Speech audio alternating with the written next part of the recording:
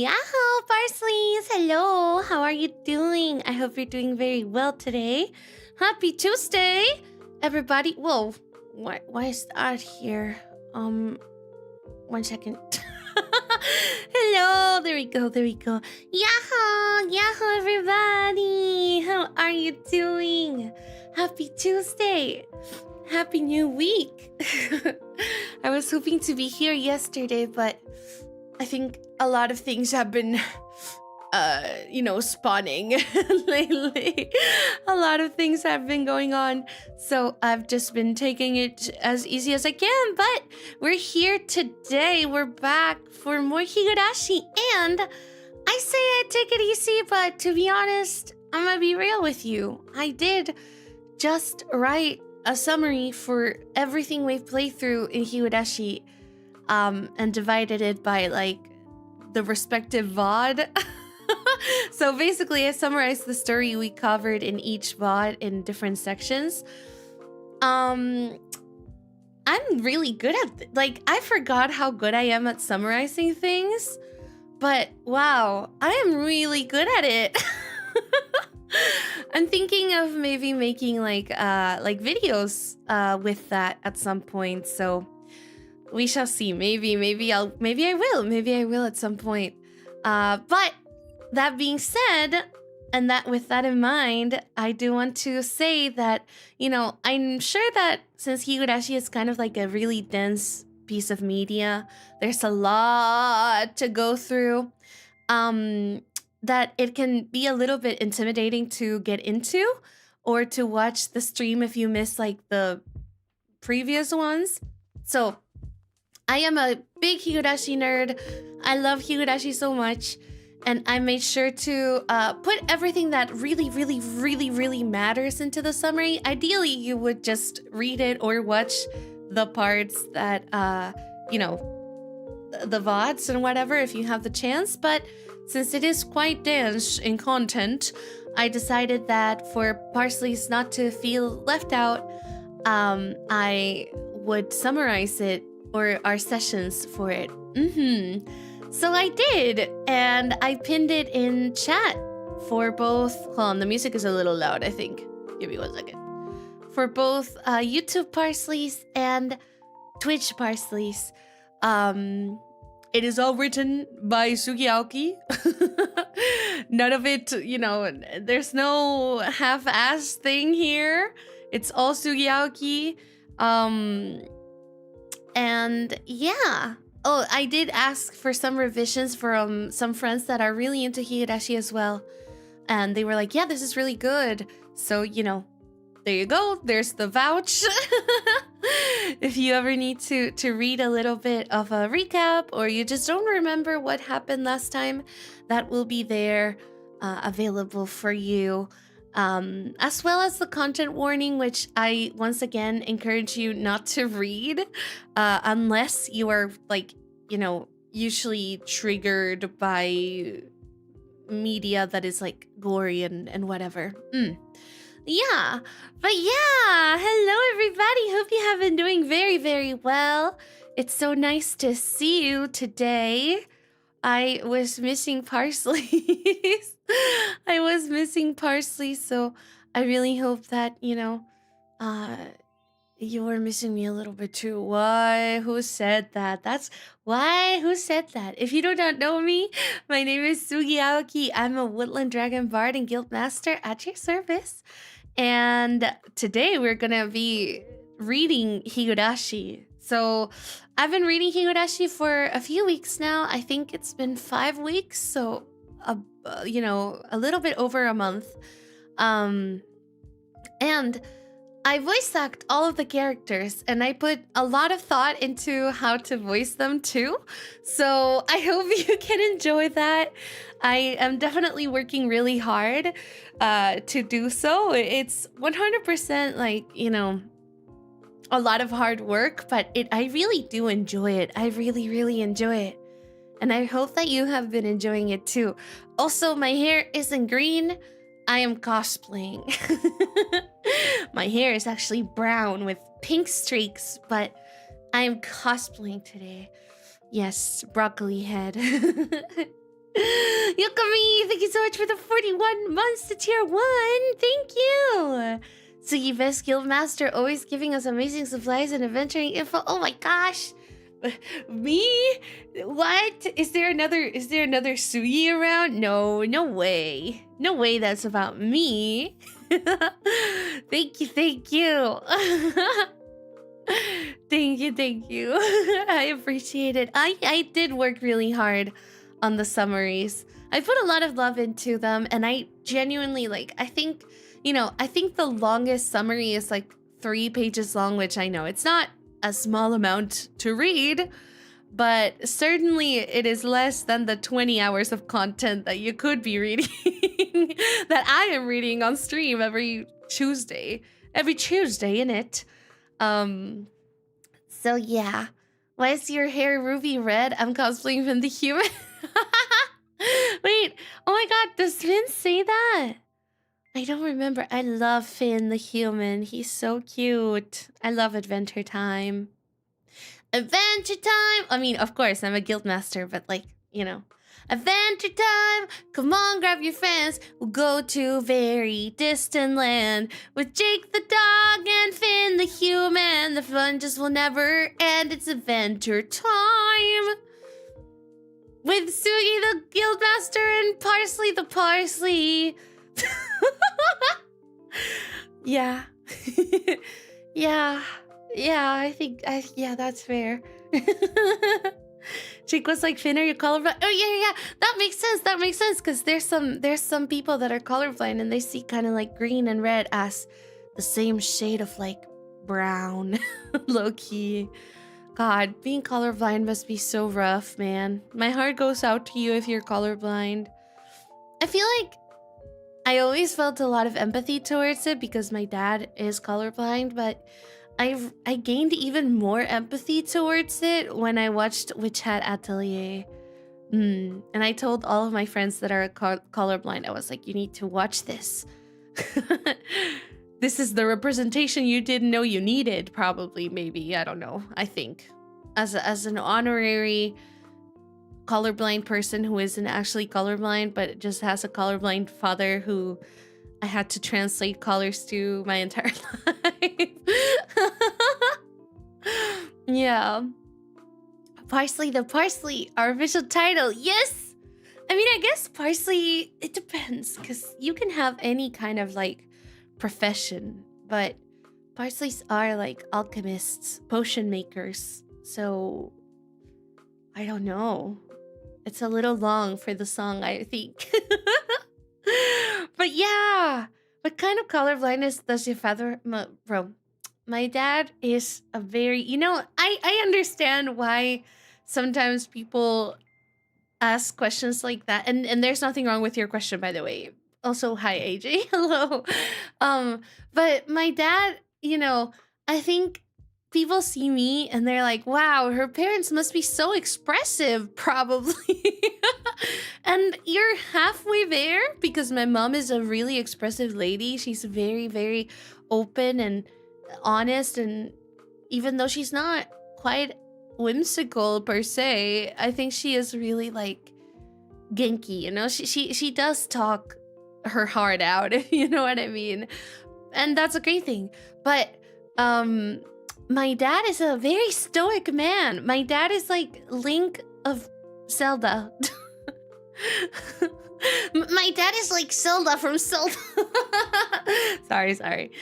Cross reference. But yeah, he's like Link, basically. He doesn't really communicate that much. Well, he likes to talk a lot, but he doesn't really talk about what is going on inside.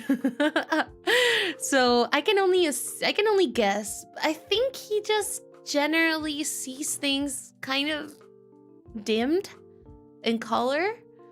I'm pretty sure it would be like Tritanopia. I think that's the name. I don't know. I think it's likely like the most typical one, green and red, right? That's the most typical one. I feel like I asked before, but are any Parsleys colorblind? Fortunately, found out I was colorblind really young because my brother dropped a Eh? Wait. Dropped a ladder on my head, so I was taken to an oculist to make sure I didn't have any side effects. Oh my god. Thank you for dropping a ladder on my head, I'm sure you said at the time. That's so kind of him. Was it an accident? Does your dad say yeah every once in a while? Sometimes. He is quite the how do you say this? He's very independent. He's a very independent man. So he sometimes does things alone that he probably shouldn't. Yeah. You had a basketball hoop fall on your head directly with the metal part on the hoop. And you didn't get taken to the doctor? Well, it worked out fine, right? Oh, Tritanopia is blue and yellow. I see. Well, I think Protanopia, yeah, that one. You know, all of the names of the colorblindness terms remind me of Chromacopia from Tyler the Creator. And I actually hopped on Fortnite yesterday, as one does, just to check my store. Not really looking to spend money, really hoping that there was nothing there to catch my eye. And there he was, Tyler the Creator. What? Is everybody in Fortnite? Hey, Fortnite. Hey, here's my business email. Just kidding. No, but it's so cool. It's so cool. Oh yeah, sugar on my tongue. I love Tyler. He's so cool. I saw him live. He's really cool. A long time ago though, before people really considered him cool, and I didn't know any better either, to be honest. I was like, oh, that's cool, but But to be honest, I also just didn't quite like enjoy the music that I do now, and also I don't know if the album he played back then was that good. It wasn't a festival, so it's not like I went there like for him, you know? But yeah. And if he came here now and he played Chromacopia, I would lose my marbles, bro, because I love that album. I love it so much. She saw artists before they were cool. No. I think he was already cool, but it was different. He was more niche. Like, technically, Tyler the Creator has been cool for a really long time, and a lot of people really like him, but he had more of like a cult following, I guess. I hope, I don't know if that's the right term. Niche following. Let's go with niche. But yeah, I think his music was nice. I just wasn't crazy about it, I suppose. I think the album he played was Wolf. Yeah. And I think he played, no, maybe, I think it was mostly Wolf, and he played some of the new music that was later in, like, oh my god, what's the album with See You Again in it? I forgot. But that one, yeah, he played some of those. Or Cherry Bomb, I don't remember, but yeah. Oh yeah, Cherry Bomb, because I have it saved. I think he played Buffalo from Cherry Bomb. Yeah. So, well, okay, maybe he was popular elsewhere, but here he was like not very known at all, you know? But yeah, welcome in everybody. I see everyone coming in. I hope you're doing very well. Are you ready for some Higurashi today? Oh my gosh, I'm such a yapper. What have we even been talking about? It's been 20 minutes. How? Suyaki lock in. Oh, okay, hold on. I know I just said I have to lock in, but I have some important things to say really quickly. Okay, I talked about this the other day, but I will be singing at a friend's concert soon. It will be August 30th on Hyuminao's anniversary concert. And I hope you're looking forward to that. Yeah. I will link you to it as soon as like it's live and whatnot. And something really, really exciting for Canadian Parsleys.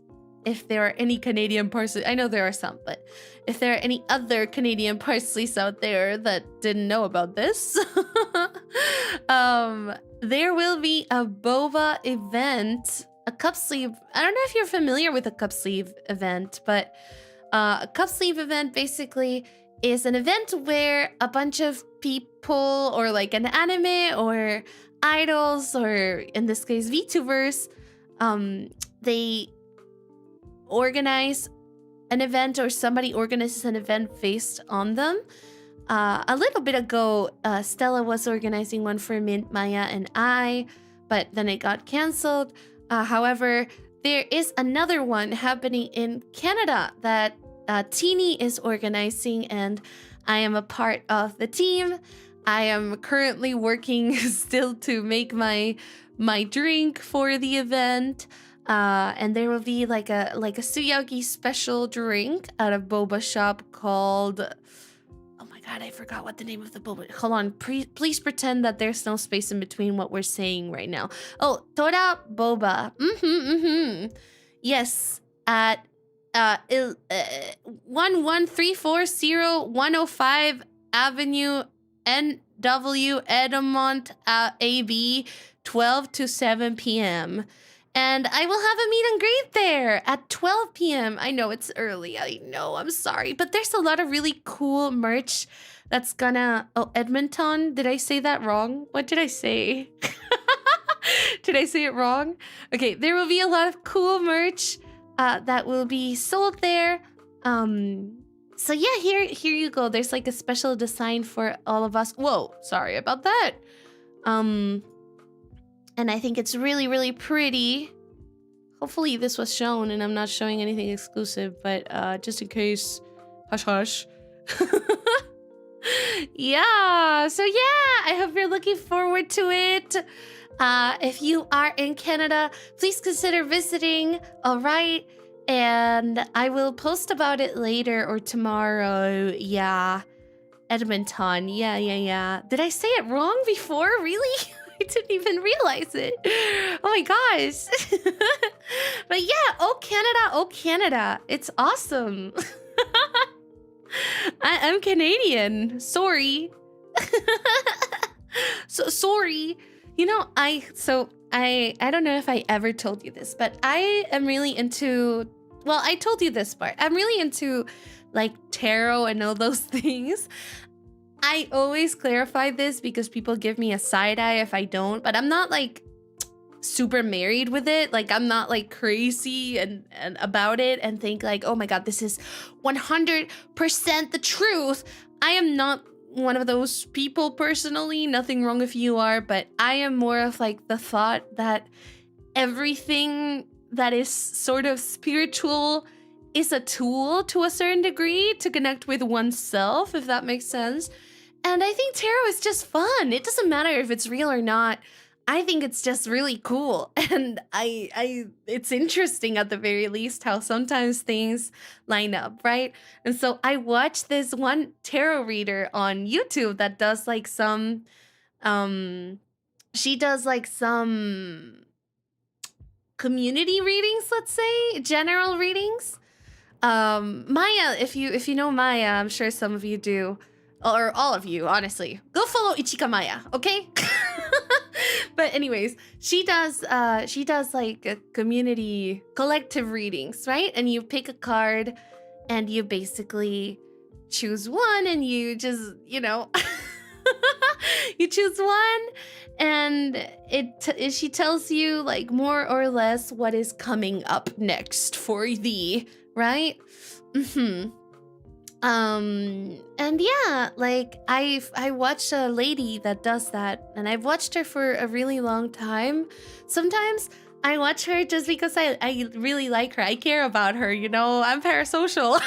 Not just kidding, but like I really do follow her. I like her a lot. She's a really sweet like lady, and honestly, I would even go as far to say that she is like an entertainer. Like it's almost like a blog almost, even if things don't quite resonate sometimes with me personally. I do like watching her, and she's very Canadian. Like she has a very thick Canadian accent, and she always goes, sorry. And I always think, wow, I understand why people sometimes think that I am Canadian. It's because like I don't have much of an accent at times. Like I'm pretty good at quote unquote hiding my accent, which I'm not really trying to do, but you know, I have a good American sounding accent. However, I say sorry. I don't know how to say sorry. Like I don't know how Americans say it. Sorry. Is that how you say it? Sorry? Sorry? Sorry? Oh my god, sorry. But for me, I just say sorry like all the time. And I was listening to her and I was like, oh my god, you are guilty. You are guilty because you gave me my Canadianism. And now I'm Canadian, so oh Canada. Hi Mint! Oh my god, hi! I love you! I hope you're doing well. Tarot is really cool. Yes, I read tarot too. I really, really like it. She's married to me. Oh, wait. What? What was the context? I mean, I am, but I forgot what the context was. Thank you. Oh my gosh, totally unrelated, by the way. Guys, I found a Yuri visual novel that I will be reading with a very mysterious and totally, you know, not related to the conversation person relatively soon. I am really excited for that. Let me just say. Oh, yes. Ew. But yes. I just wanted to let you know. Also, hi, Asuka-chan. Hello. I should say hello to everybody. Hi, Vaka. Hello. I thought I overslept your stream. Oh my gosh, no, you did not. Don't worry. No, even if you did, that would be perfectly okay. But you did not. You did not. I actually started an hour later than I originally had planned to yesterday.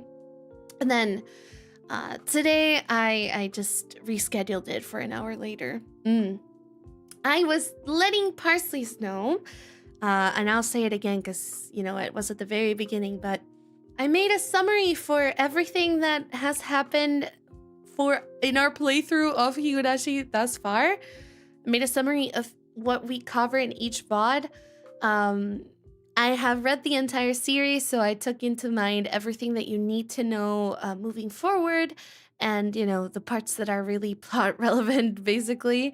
So yeah, in case you ever feel like you are missing out a little bit on the story because you had to, I don't know, go to work, you had to sleep, you had to just do whatever you had to, or you just felt like not being online, there will be like a little bit of a summary. I still recommend like watching / reading it, but I 100% like, you know, I understand that it's a lot of content to go through, and I know I have Parsleys that are so incredibly busy and such, you know, that have such demanding jobs. I hear about it all the time, so I just thought it would be nice to do something like that. And then eventually maybe I'll make like a video for my summaries.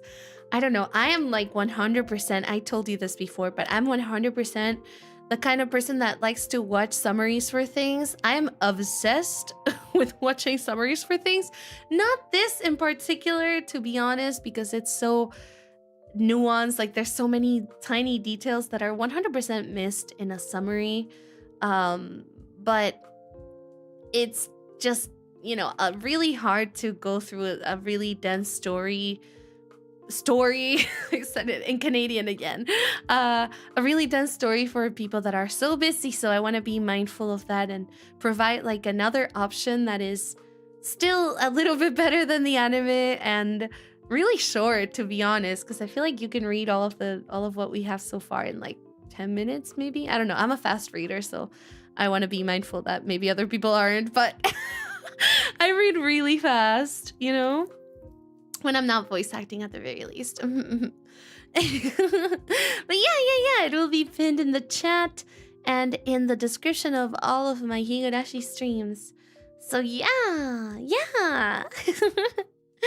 Okay, let's do a little bit of a roll call, shall we? I want to say hello to everybody. Let me see. Hold on. Let me scroll. Oh my god. Okay. Oh wow. Thank you. Hi 404. I mean Yahoo 404, Yahoo Carb, Yahoo Kale, Yahoo Nickel, Yahoo Atalos, Yahoo Zoe, Yahoo Lovely, Yahoo Cheese, Yahoo Yokami, Yahoo Gatter, Yahoo Jet Fuel, Yahoo Jumi, Yahoo Kage. Also, Yahoo Mint. Also, congrats Carp on being first. I don't want to forget to say it because I always forget. But yeah, I read the summary. It's quite entertaining if you're caught up with the story. Oh, thank you so much. I put so much work into it. That means a lot to me. Hi, Asuka-chan. Hi, Misushi. Hello. Hi, Paradox Hunter. Hi, Angel. Hi, Raphael. Hi, Vaca. Hi, Philly. Hi, AJ. Hello. Hi, Ingrid. Hello. Welcome in, everybody. Hi, Bartek. Hello. Hi, Asian Gold. Hello. Hi, Sora. Hi, Eric. Hi, Mike. Hi, Ghoulie. Hello.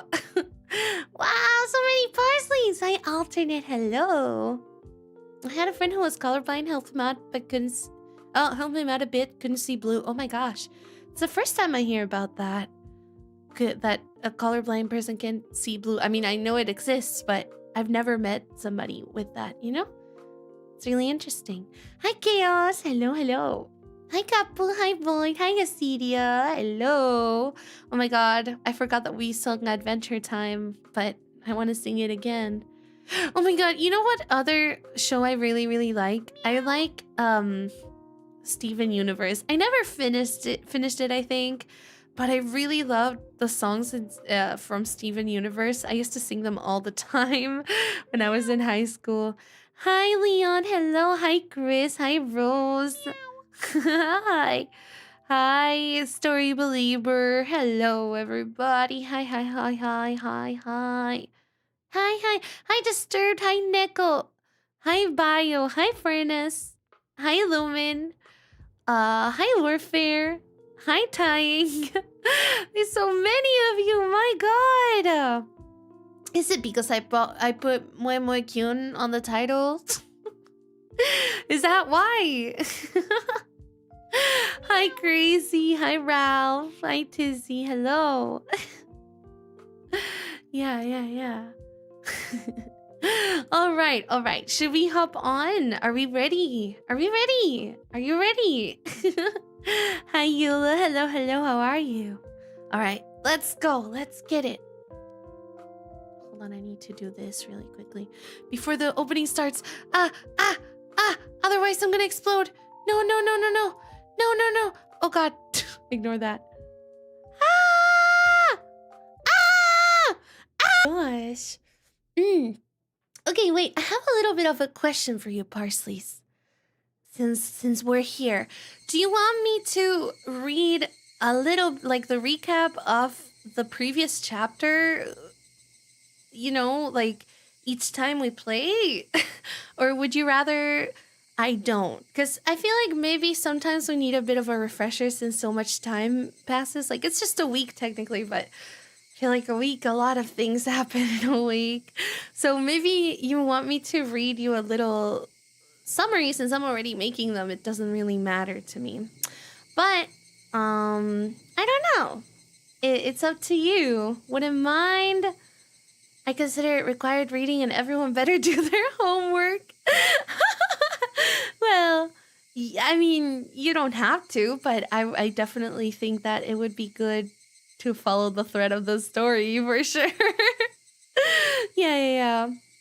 All right. I'll read like the little bit of a recap from last time, okay? last time we started chapter 2. Basically, it's like part 5 of our playthrough, but it's part 1 of chapter 2, right? Oh, wait, no, it's part 2 of... Never mind. Part 5 of our playthrough, but part 2 of chapter 2. This is part 3 of chapter 2. Sorry, I'm so many numbers. I'm losing track of things. But basically, you know, we know that Keiichi has, like... Our main character, Keiichi, has a bunch of friends and whatnot. And one of his friends is called Mion, and she is kind of a tomboy and whatnot. And he learns that she has a sister who is really, really feminine, but he really believes that it's just her, like pretending to be somebody else to embrace that feminine side. However, that's not what he says to her. Instead, he constantly like bashes her for being on the more masculine leaning side, presenting at the very least, which is not even true. Like, I think the concept of masculinity in women has changed a lot during the years, but you know, and in my document I do say 1983. it's a different time, you know what I mean? But yeah, anyways, he basically has to interact with this sister who is like a lot more feminine than Mion, and her name is Shion, right? And basically he still doesn't believe that they are two different people. And at some point, he loses his keys after going to the cafe that Shion works at, right?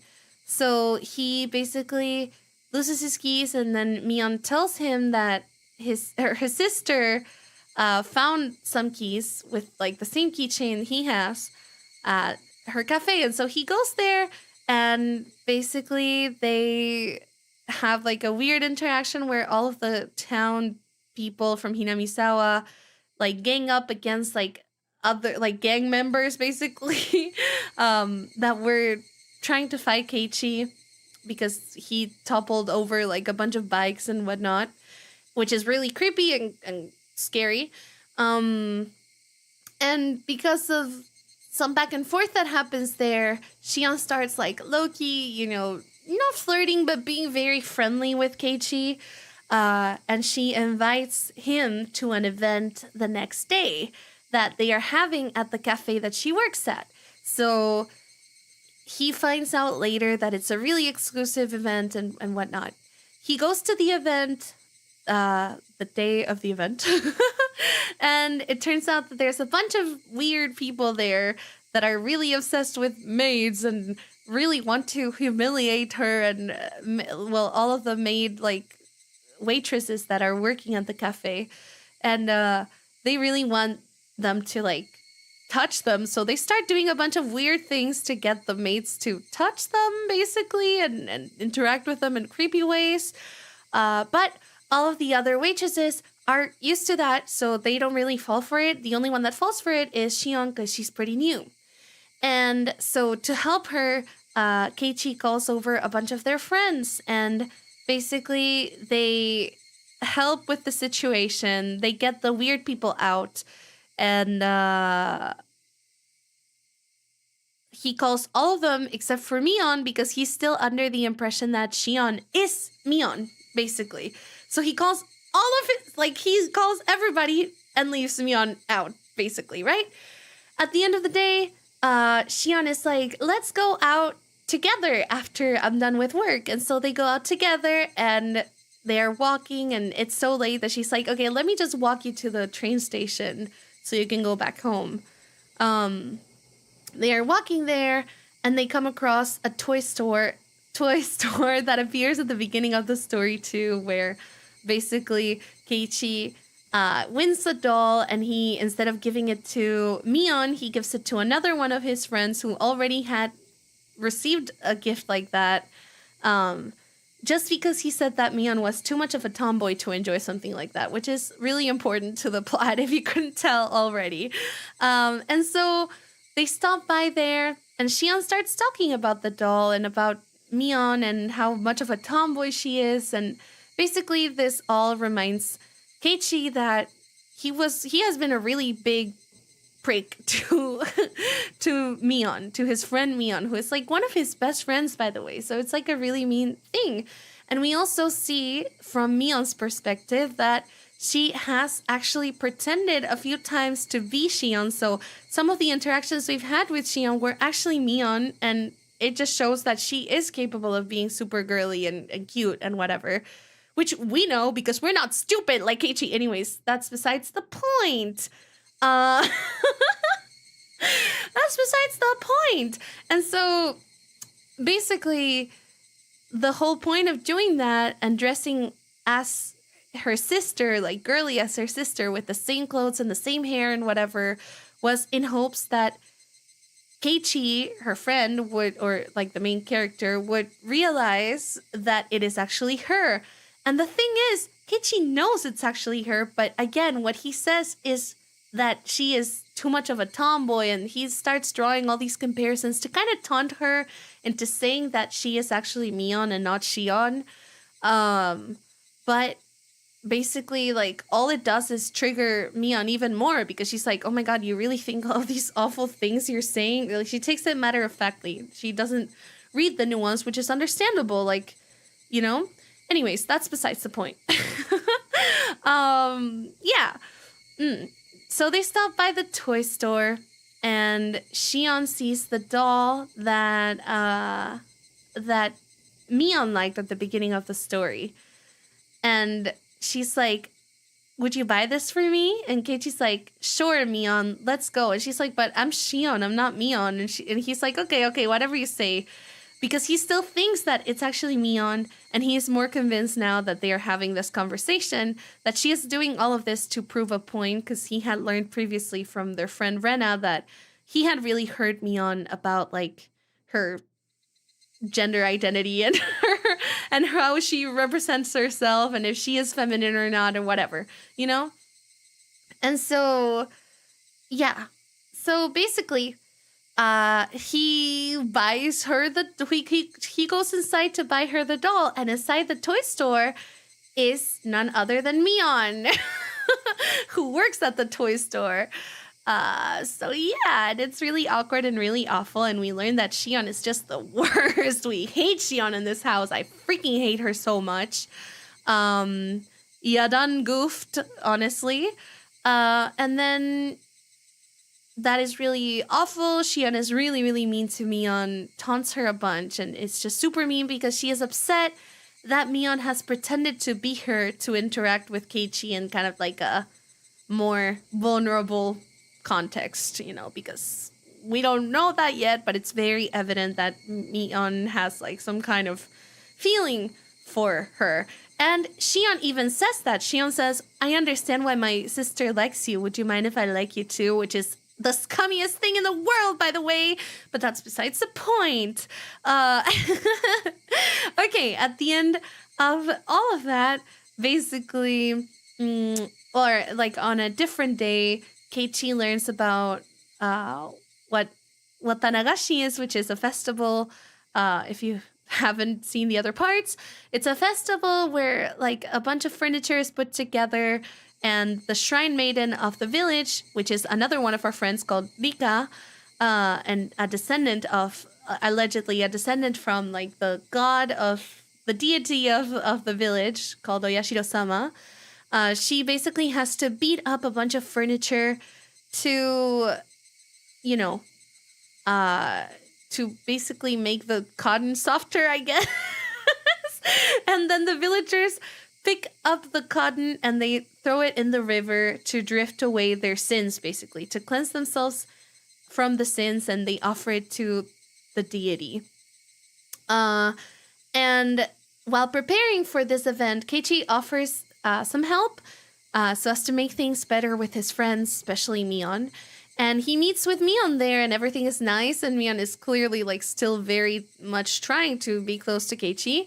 But Shion appears, and she makes things really awkward again, and other people appear, such as Tomitake-san, who we hadn't met before as this Keiichi at the very least.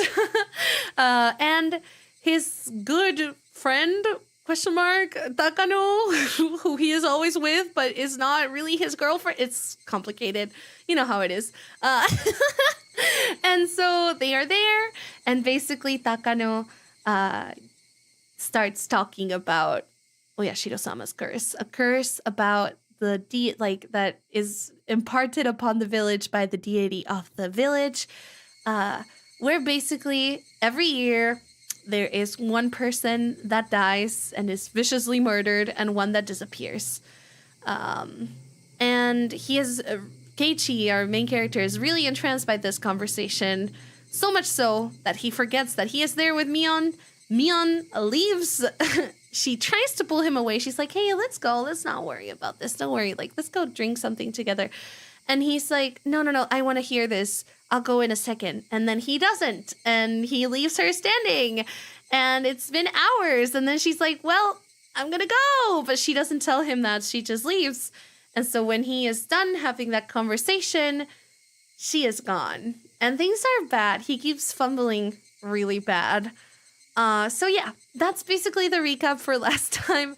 It is pretty long. Sorry, I know it took longer than I wanted it to, but I hope it is clear now. And if not, I'm so sorry. I did my best.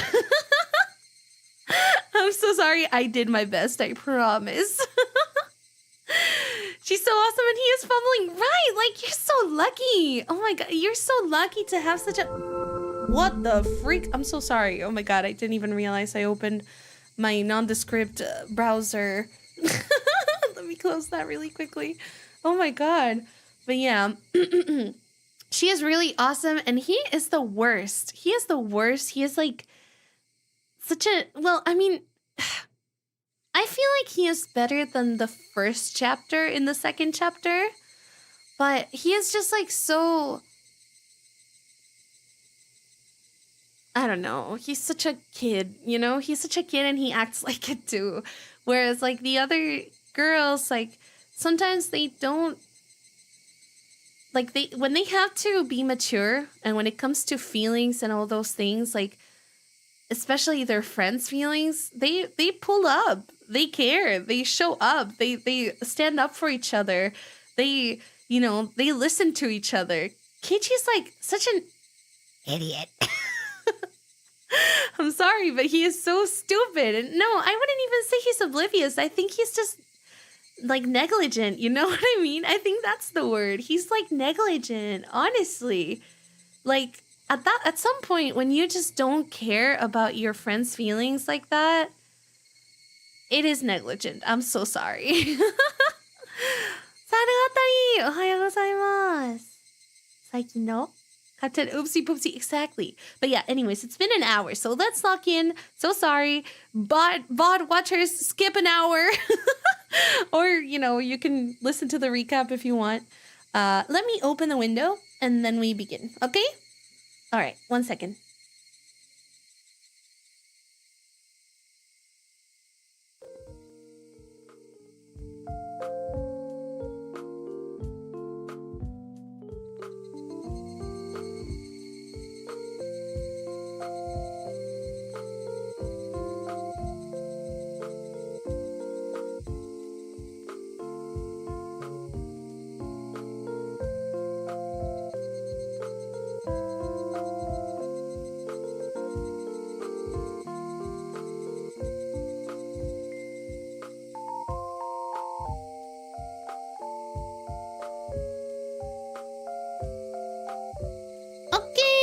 I am back! Are you ready? I feel like I said, are you ready? Like 2 hours ago. But yeah. Alright, big sip of water. Ikuso. Let's go. It's time. I'll do my best. Komarimasu! Let's go! Ooh, we're at chapter 6, I see. That's good to know. You know, for me, the tips, I think they are really interesting, but I have a bit of an issue with it, which is that I don't always know if they are going to be a spoiler or not.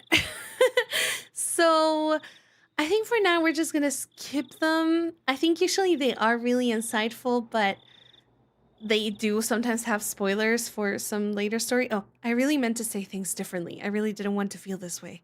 Miscommunication drove in the wedge. Those stuck in apprehension driven to fear. Oh my god.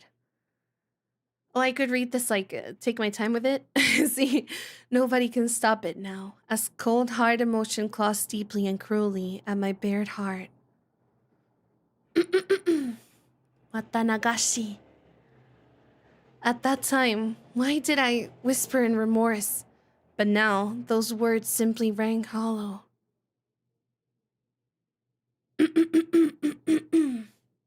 Okay. It's Kichi-kun! Good morning, good morning! Rena was ecstatically waving her arms at me, already brimming with energy. What do you mean, good morning? It's already evening. Just say hello or something. What? This is the first time I've seen you today, so I think good morning is right. It's right, she's so real. She's so real. She's just like me. Honestly, I agree with that. I feel that spiritually. I agree with that spiritually. That's me. Good morning is whenever I say it's morning. Good morning is whenever I wake up or whenever I step outside. Well, that's not true, but it's definitely whenever I wake up. 100%, okay? My goodness. All right. I got it. Okay, then good morning it is. Good morning, Rena. I grabbed Rena's head and rubbed it in my hand. Huh? Whoa, that's crazy. Wait, this is intimate. She squirmed, reveling in the motion like a cat. Hey, Ake-chan. Sorry about yesterday. I left without telling you. No, it's my fault. Sorry for making you wait so long. Are you talking about sitting up for the festival yesterday? How was it, Kichi-kun? Did you do your job properly? The slight muscle pain throughout my body and sluggish movements were already obvious. Is the music a little loud? One second. I think it might be a little bit. Yeah, alright. I did great. I'm pretty worn out now, though. I grinned dryly and the three of us break out into laughter. Where are Satoko and Rika-chan? Are we meeting up with them at the festival? Yep. Rika-chan's actually been there since yesterday because she has such an important job. I think Satoko-chan stayed with her, so they're already at the shrine. Right, I just remembered. Today was Rika-chan's big performance. She's been practicing especially hard for this day. As her friend, I need to make sure I went and cheered her on. Alright, let's go right away. I actually don't know if you can cheer someone on when there's a really big kind of Shinto level, ceremony. I feel like you kind of have to be quiet, but I don't know. Maybe that's presumptuous of me. Yeah! Whoa! Oh my god, transition? Let's go. As we got closer to the shrine, we started passing by more people and seeing a lot of parked cars. It began to get noisier too. I thought I could hear something like a Bond dance song. Without being able to restrain my impatience, I dashed up the entire flight of stone stairs. Kichi-kun, you're going so fast! Wait for me! Man, Ki-chan, you're such a little kid. Yeah, Mion, you tell him! Yes! He is! You're right! Whoa, the shrine grounds were packed with people. It was a festival if I ever saw one. Whoa, they went all out this year too! Amazing! Amazing! They're coming from Hinamisawa. Huh? The bedridden old man from the Kimiyoshi branch family is here too. I think that old guy went home from Watanagashi last year and stayed in bed ever since. Yeah, there were a lot of villagers here that I didn't really know. They must have all been pouring in just for today. Oh! It's Satoko-chan! Hey! Oh, if it isn't everyone. Yes, hello to you all. Yo, Satoko. There's a lot of people today. Don't get lost in the crowd, okay? Who do you even think you're talking to? Satoko, too, seemed somehow energetic. Of course, I'm the same way. Huh? Where's Rika-chan! She still has free time, doesn't she? Rika was giving her respects to the mayor and other important people. She shall come before long. I see. Rika-chan is the shrine maiden for today's festival, after all. It's probably a pain for her to say hello to all the elders. Yeah, honestly, that's such a bore. Oh my god. It really is a pain. Hello, everyone. Oh, Rika-chan! I want to take you home! Momochikari! She's so cute! Rika-chan wore an immaculate shrine maiden outfit that looked fresh off the shelf. So cute! I love the shrine maiden outfit. It was a perfect fit for her somehow mystical appearance. She does look mystical, doesn't she? She has like an ethereal air to her. How does it fit? It's not too long, is it? My grandma gave me some safety pins just in case the sleeves are too long. It's alright. It really is comfortable. As she spoke, she began to do some twists and stretches. It's great! It's great! So cute! How? There was approximately one person here getting a nosebleed from watching Rika-chan move. What is wrong with her? Oh my god! Oh my god, what is wrong with her? What is wrong with her? Rena! Rena's such a meme. I don't know. She's so cute. I love her. Keiichi-kun, don't you think she's cute? Don't you? If you don't, then she'll be all mine, and I'll take her home with me. I think she's really cute. Totally cool. Enough that I want to pretend to be her big brother or dad and take pictures with her. If we take a picture from two different places and make it stereoscopic, we can eat or rather stare at real life Rika-chan at our houses whenever we want. Huh? Eat? Huh? Huh? Oh, that sounds great. That sounds fantastic. Rena's eyes and mine glittered with stars as our noses bled and we drooled. Rika, you best stay away from them. Yes, or I might get locked away in a basement somewhere. You look like you're enjoying it though, Rika-chan. Me, you're being harsh. We all laughed together again. Okay, let's not hang around here. Let's get to the festival. There's not much time left until Rika-chan's big debut. You're right. Great. Let's go, everyone. Yeah! Yo, if it isn't the daughter of Sonosaki, eat up! The yakisoba is packed full of pork. This year, we filled it up as much as we could. We even put in fried calamari. Gotcha, old-timer. The yakisoba this year looks like quite an achievement. You have squid, too. You put a ton of time into this, didn't you? Oh, it's tasty! It's tasty! Yeah, the squid is delicious, but the aroma is just fantastic. It wonderfully compensates for how soft it tends to be. There's a delightful amount of squid and pork in it, too. Yep, not bad at all, I say. Kei-chan, you sound like you could walk into a cooking program and become the host. Yeah, when I see Keiichi-kun acting like it's so good, somehow it tastes even better. I don't discriminate among delicious food, so anything that I say is tasty has got to be worth trying out, right? Then, Keiichi, please give us your opinion on this yakisoba again. I'll do it in 2 words. Absolutely scrumptious! If I had a second stomach, I'd buy another one right now. They're so cute. Like, they're children. I can't. Why do they go through these things? Why do children go through stuff? Not like this. Probably not like this. But why do children go through things? They shouldn't ever. Having heard my 3-star rating, a whole line of people suddenly formed in front of the yakisoba stand. Wow, that was amazing. Kei-chan said it was so good that a little crowd started to form. Not bad. It was nothing to brag about, but I still decided to stick out my chest and put on airs. Never heard that expression before. Oh, is that so? Then perhaps I'll try it out. Mister, could I perchance bother you for 1 takoyaki? Satoko, bought a stick of takoyaki, bowls of fried octopus. We know what takoyaki is, bro. From the adjacent stand. Okay, to be fair, there's probably people that don't know. From the adjacent stand, and after blowing on it, put one of them into her mouth.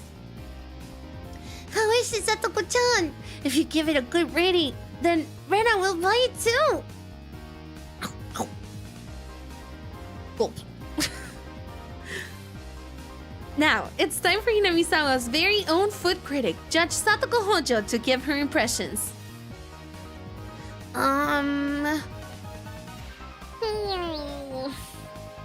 Though she was all for it a moment ago, Satoko hesitated to give her thoughts. Hey now, what's the matter? Everyone else takes one of their own and puts it into their mouths. Oh. Wait, no, go. Gibbed. What's gibbed? What does gibbed mean? Oh, they don't like it. Mine's bad too. There's no octopus in it. This takoyaki vendor. Could this be some sort of summer festival only octopus-free takoyaki stand? So it's just dough? An evil takoyaki stand that skimmed on the octopus because they figured it would make them good money today. Mine has some. Yeah, it's pretty good considering there's octopus in it. How am I supposed to explain that this octopus-free takoyaki is any good? Explain? Everyone wondered about that. Our quizzical looks seemed to be drawing equally dubious stares from people in line. How about this? Takoyaki without any octopus is really healthy. I don't think that's true. Wait, Rena is capping so hard right now. I feel like the healthiest part of a takoyaki is the octopus. The rest is just dough, no? Or batter, I guess. I learned the difference lately.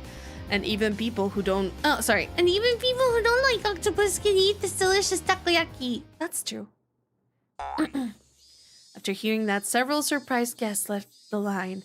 It had the exact opposite effect. I can't. Alright, then I'll give it a try next.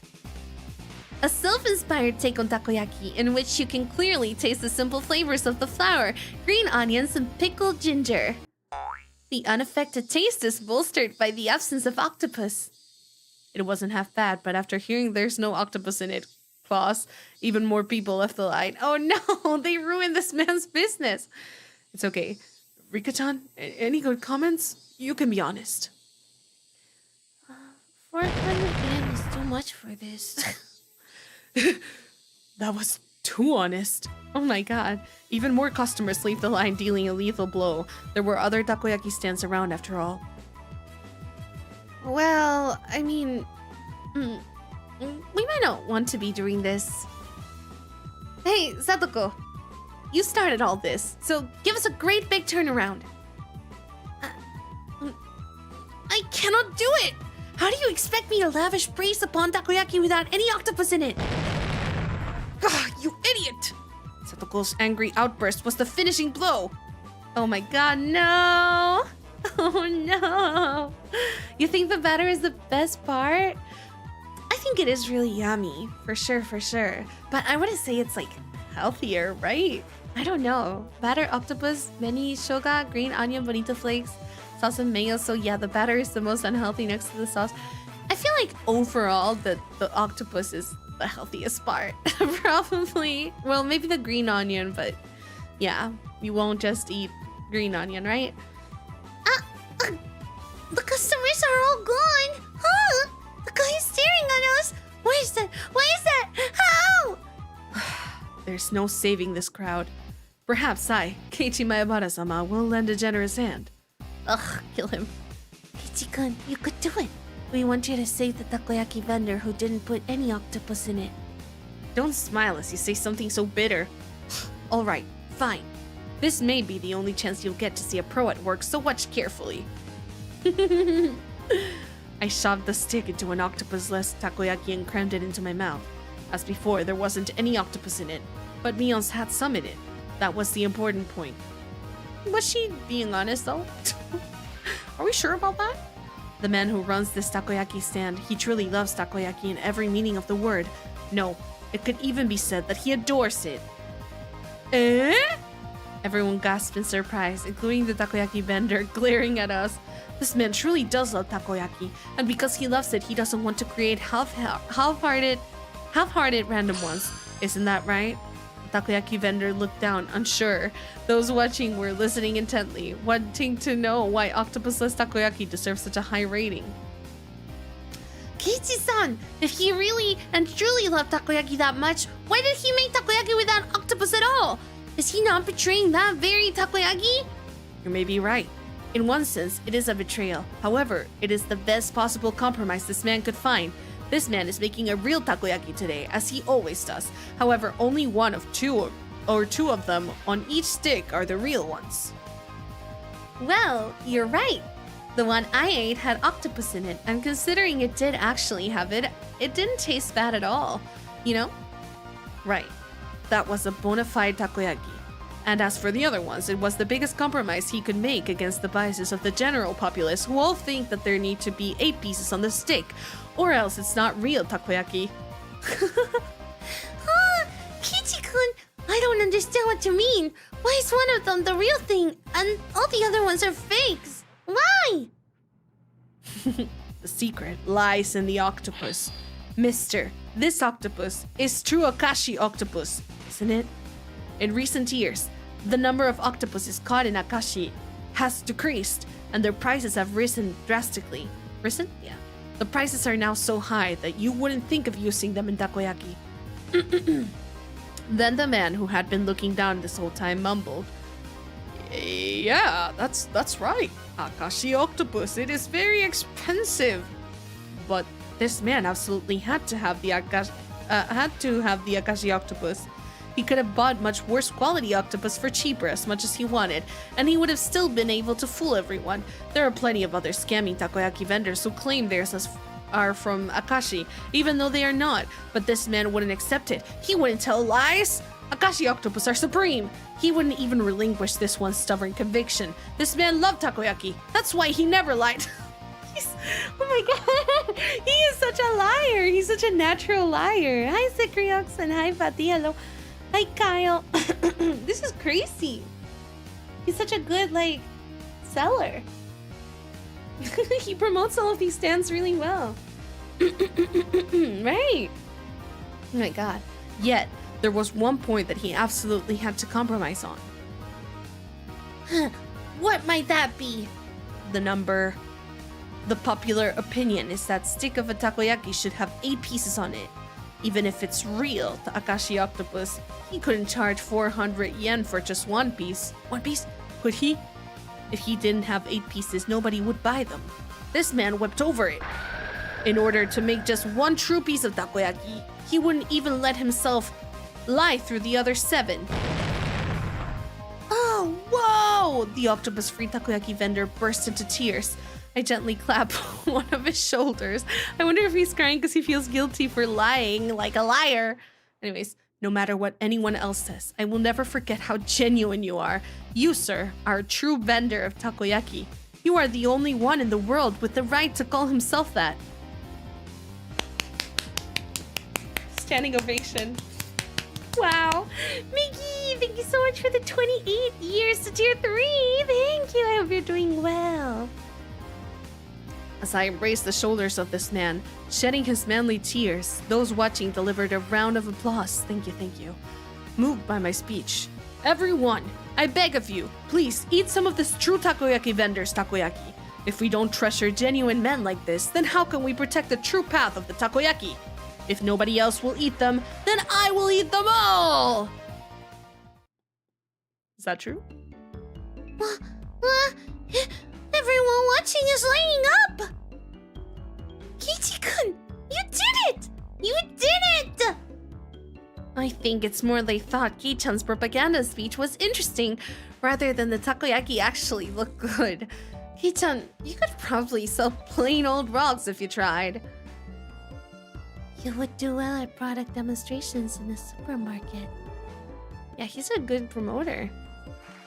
I suspect he would be good at selling off suspicious wonder knives.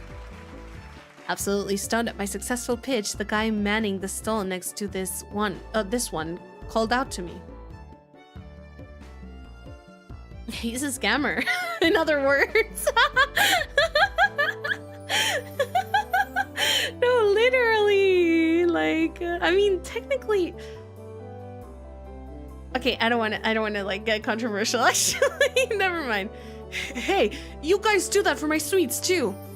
Great, you all get the gist of it, right? It's your turn this time, Brenna.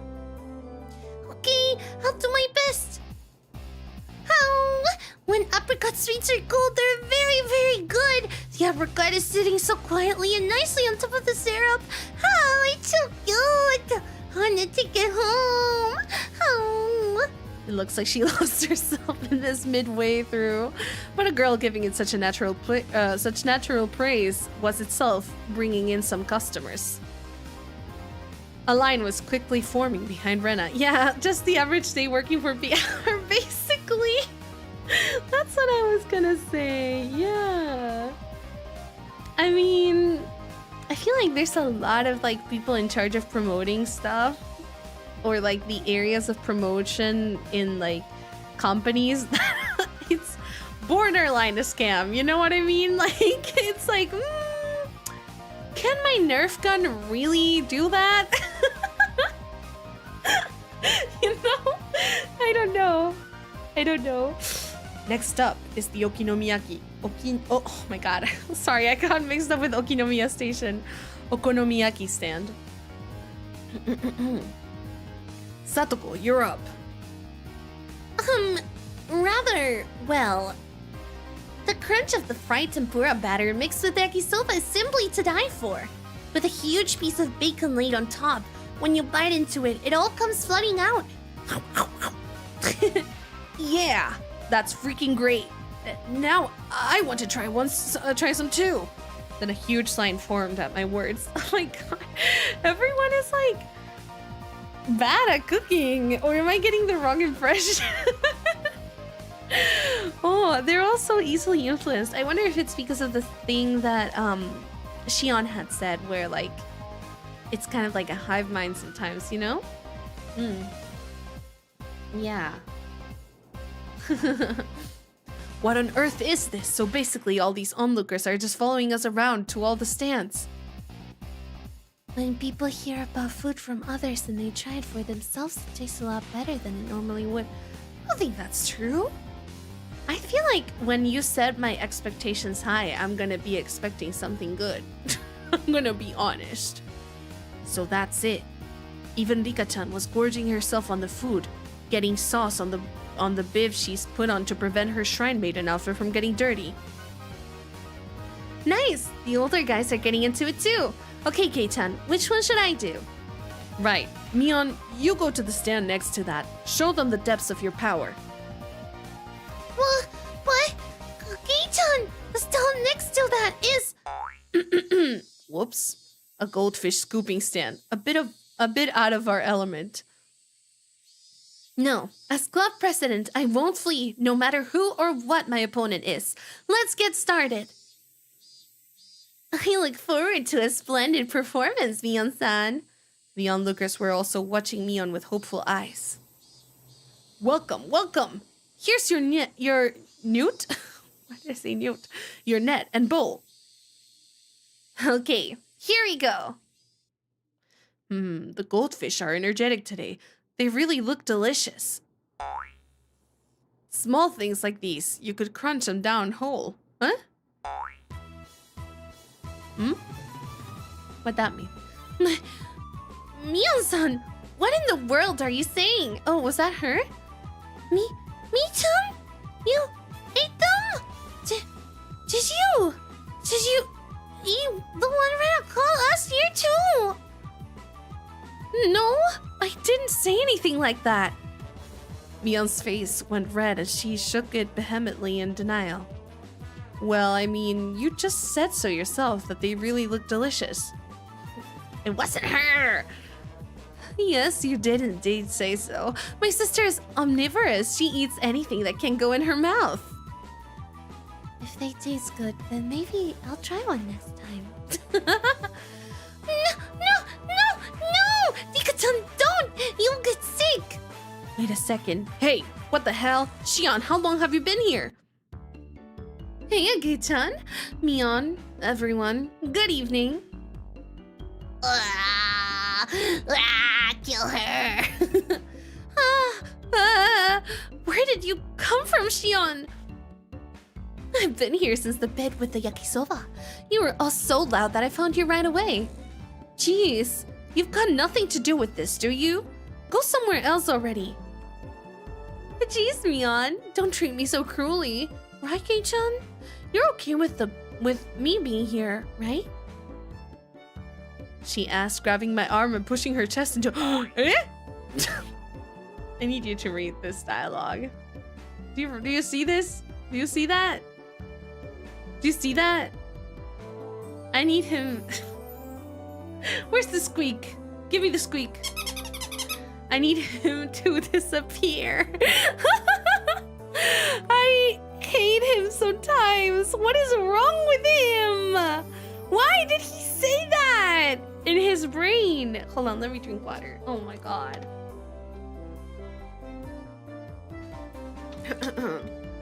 Okay. What's wrong with him? Keiichi-kun, you're a pervert. Your nose is bleeding. When you squish a jelly donut, the jelly comes out, right? It's the same. This isn't something I have any control over. Is that right? Then will more come out if I squeeze hard? I can't.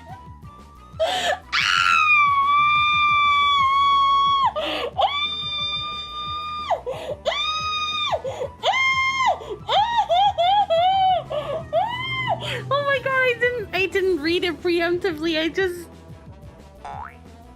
Hey, squeeze! Her cleavage is right up against my chest. I hate him. Shion, what the heck are you trying to do? How vulgar. I seem to have misjudged you. Yeah, honestly.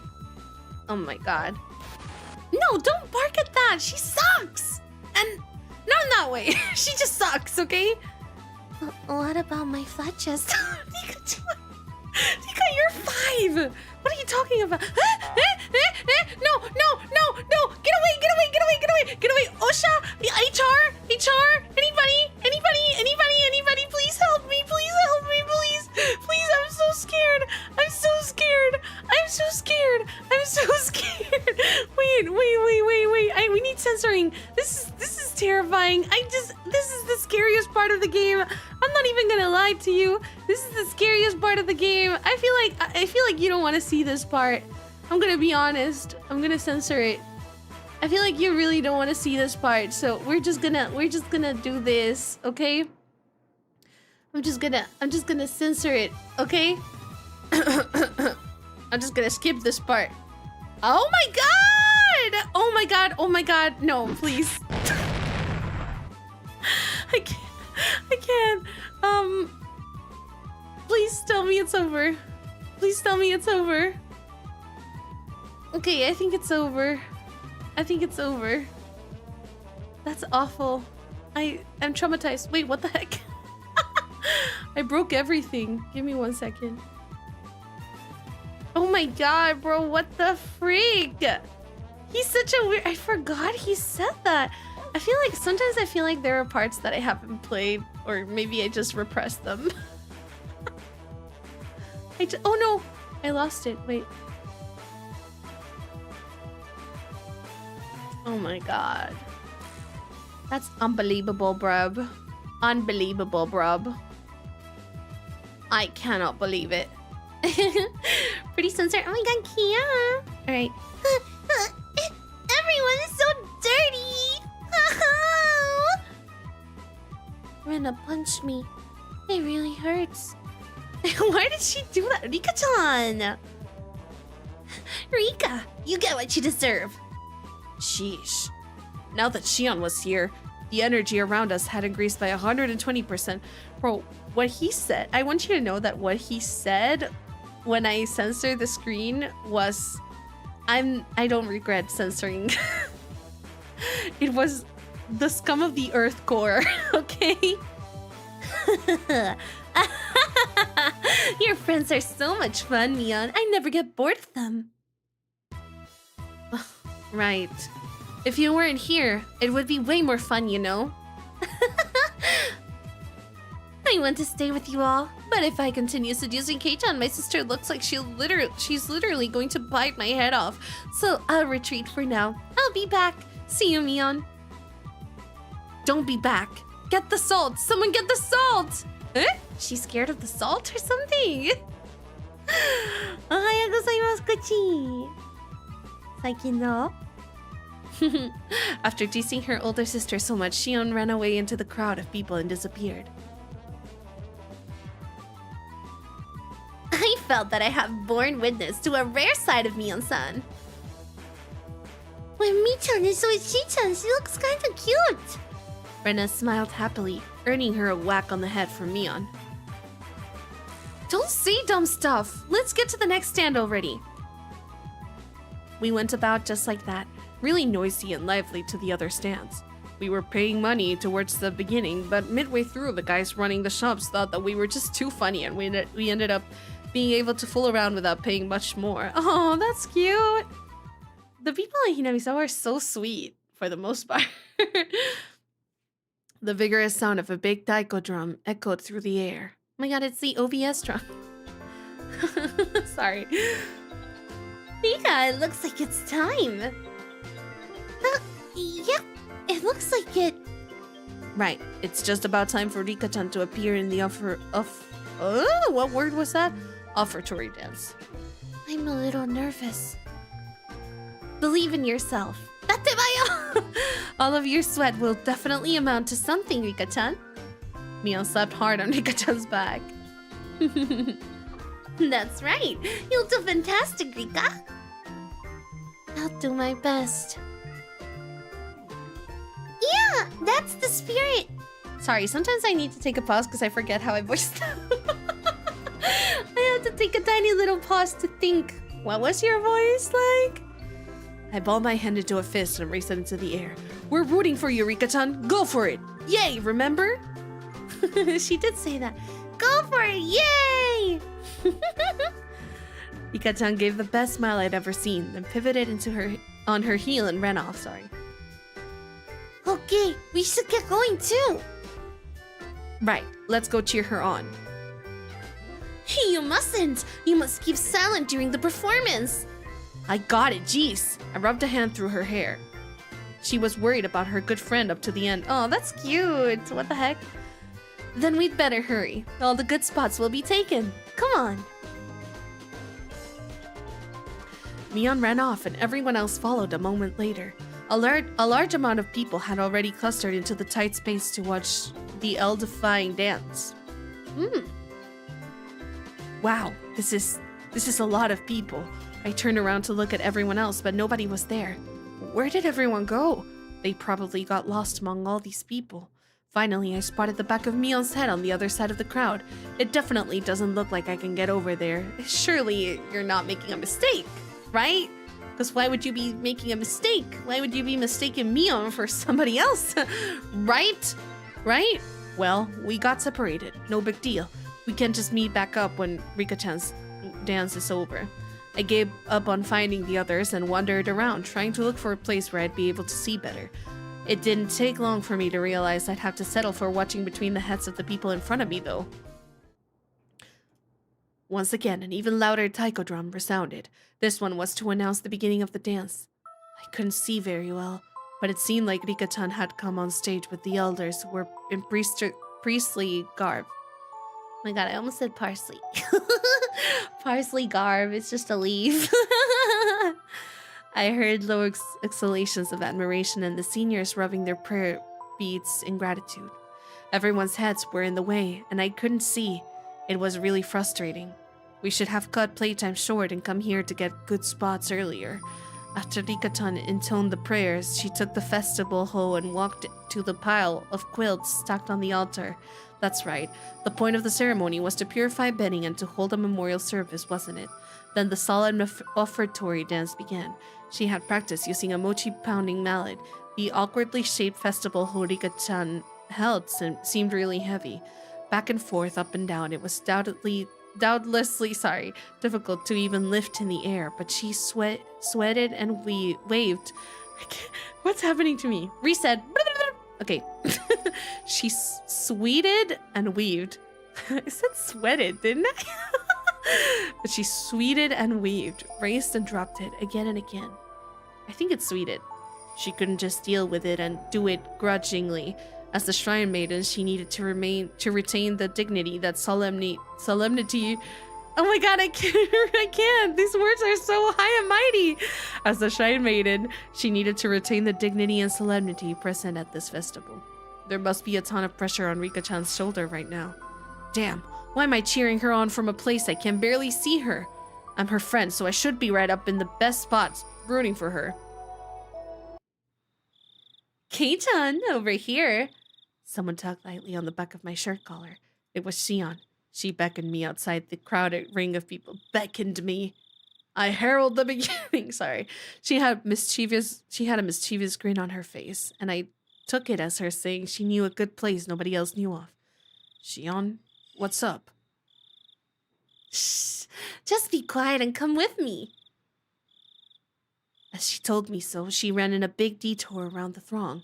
Man, it's great to have someone who knows the lay of the land here at times like this.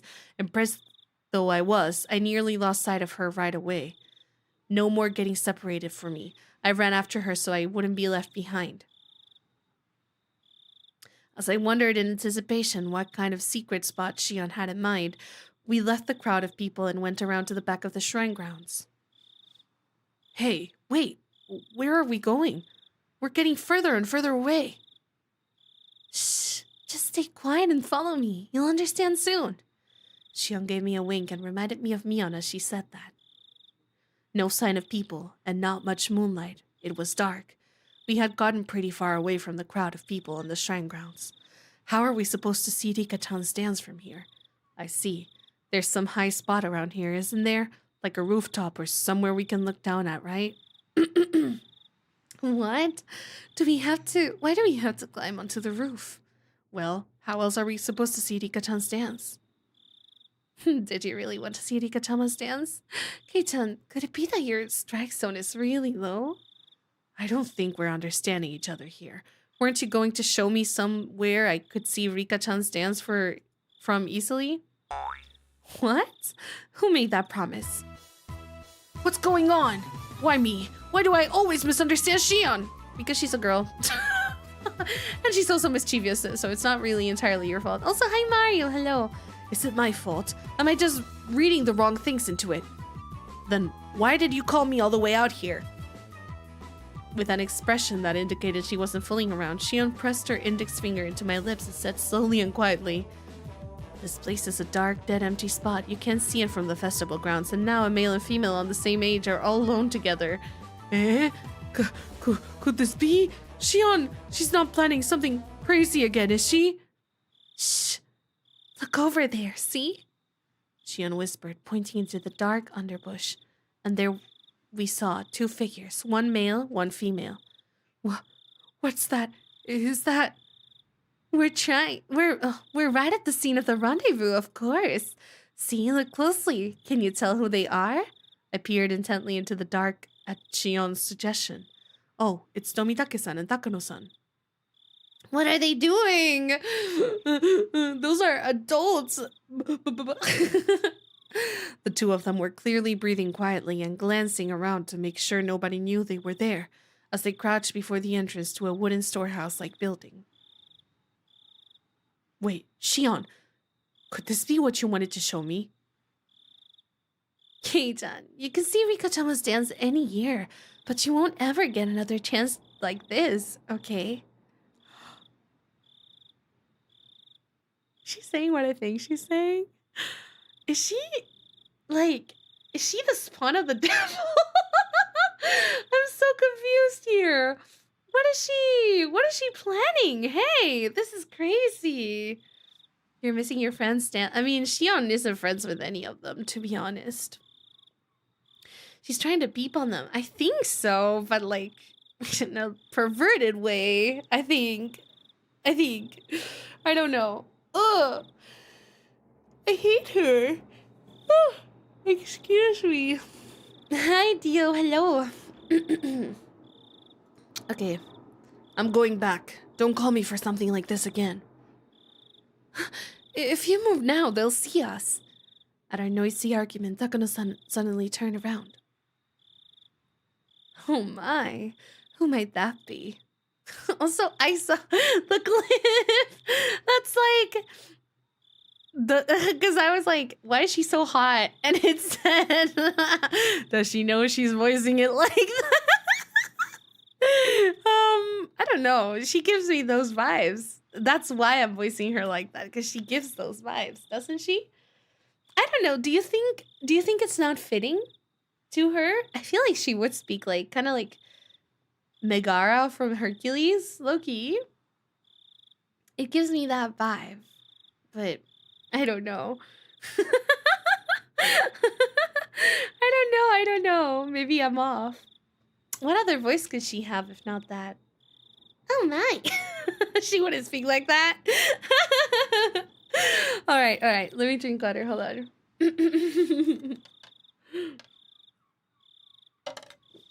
Okay. Oh my. Who might that be? We held our breaths and tried to wait it out, but it seemed like Takano-san was now acutely aware of our presence. Shion and I exchanged glances, then gave up and climbed out from behind the bush. Well, hello there. The moon sure is beautiful tonight, isn't it? My. If it isn't Shion-chan and Maibara-kun. Good evening. Yes, the moon certainly is pretty. Huh? What's this? Keiji-kun, you sure are smart, you know that? Having a secret date in a place like this? Then I guess we accidentally interrupted something important. You're the ones who were meeting up secretly. Tomitake-san and Takano-san laughed to themselves, and it got on my nerves for some reason. Wait, so you two weren't having a little rendezvous then? Of course we weren't. Though I don't dislike that kind of romance. Oh my god, so forward! Yeah!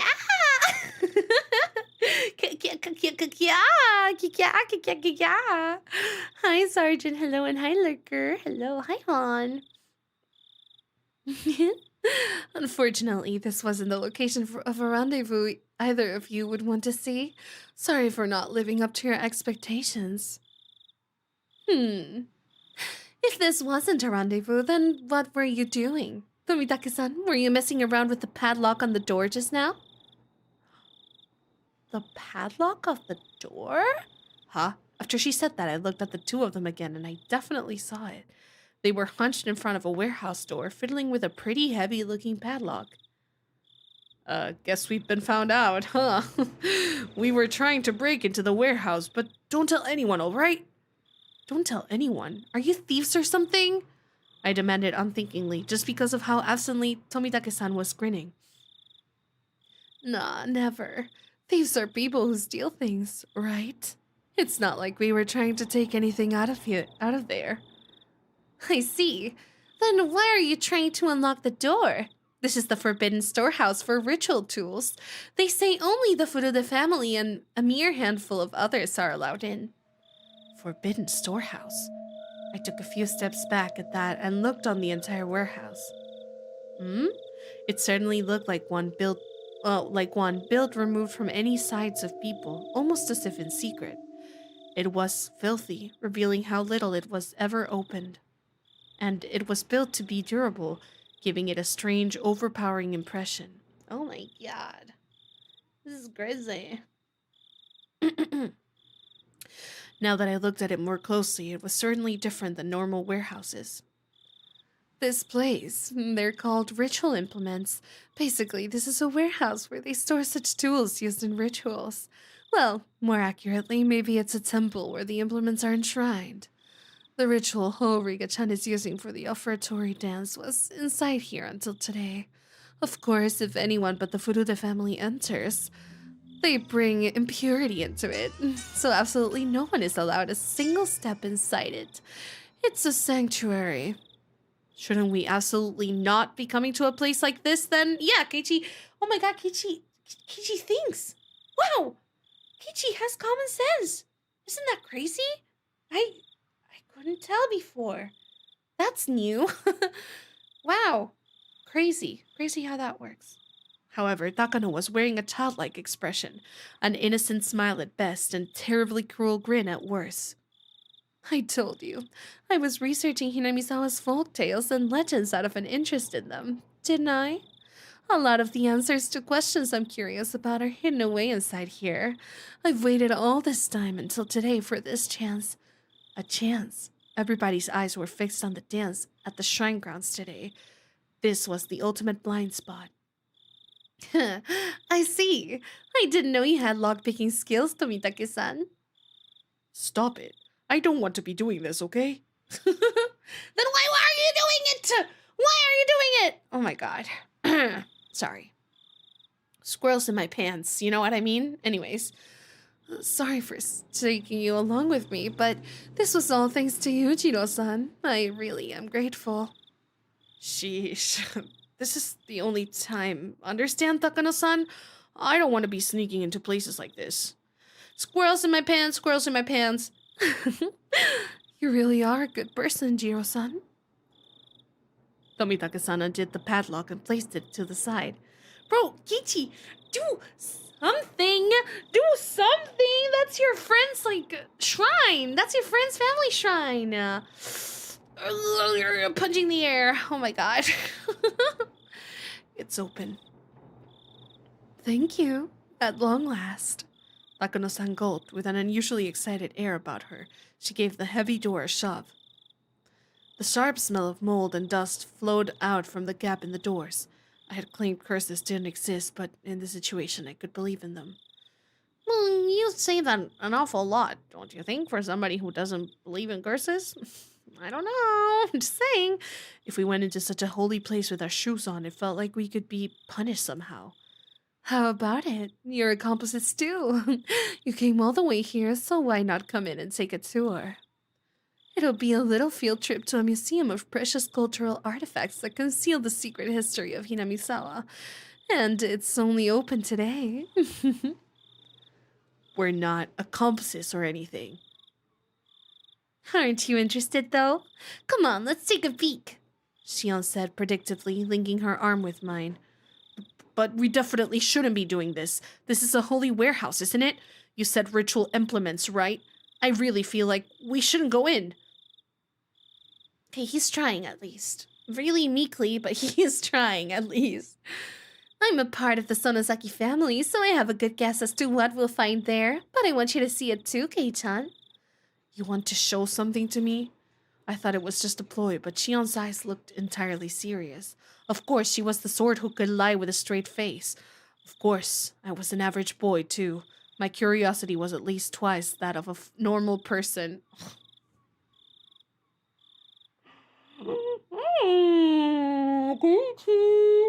Keiichi, can you hear that? It's the sound of my patience running thin. Oh my god. What is wrong with you? What is wrong with you? What is wrong with you? Why is Shion up close? Scary? Do I look scary up close? Hi. Hi. Wait. Do I look scary? Boo. Boo. Boo. I don't know. I don't know if I know how to be scary. Well, actually, that's a lie. Actually, that's a lie. Okay, let's go. Let's go. Yeah, she's right behind me, isn't she? Oh my god. Wait, she's right behind. Wait. If I place myself here. She's right behind me, isn't she? Ah. Here we go.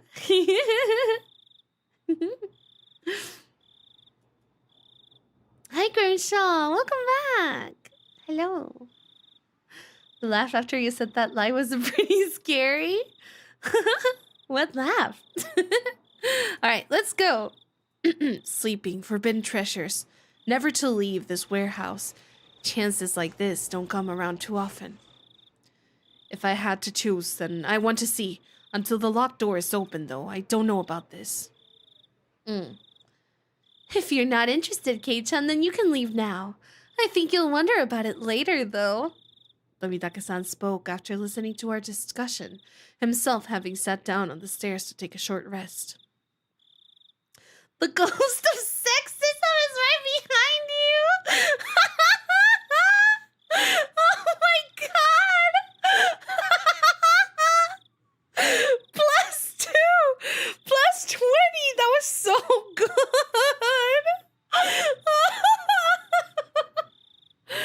Bro, like, I could go on and on about this. Why? Like, why are girls sometimes like that too? Anyways, I'll keep watch here. Go in and check it out with them. I'm not too interested, but it might be pretty interesting for a young guy like you, Keiichi-kun. He said, laughing mischievously. There was no ill will in his laughter. Tomitake-san, do you know what's in there?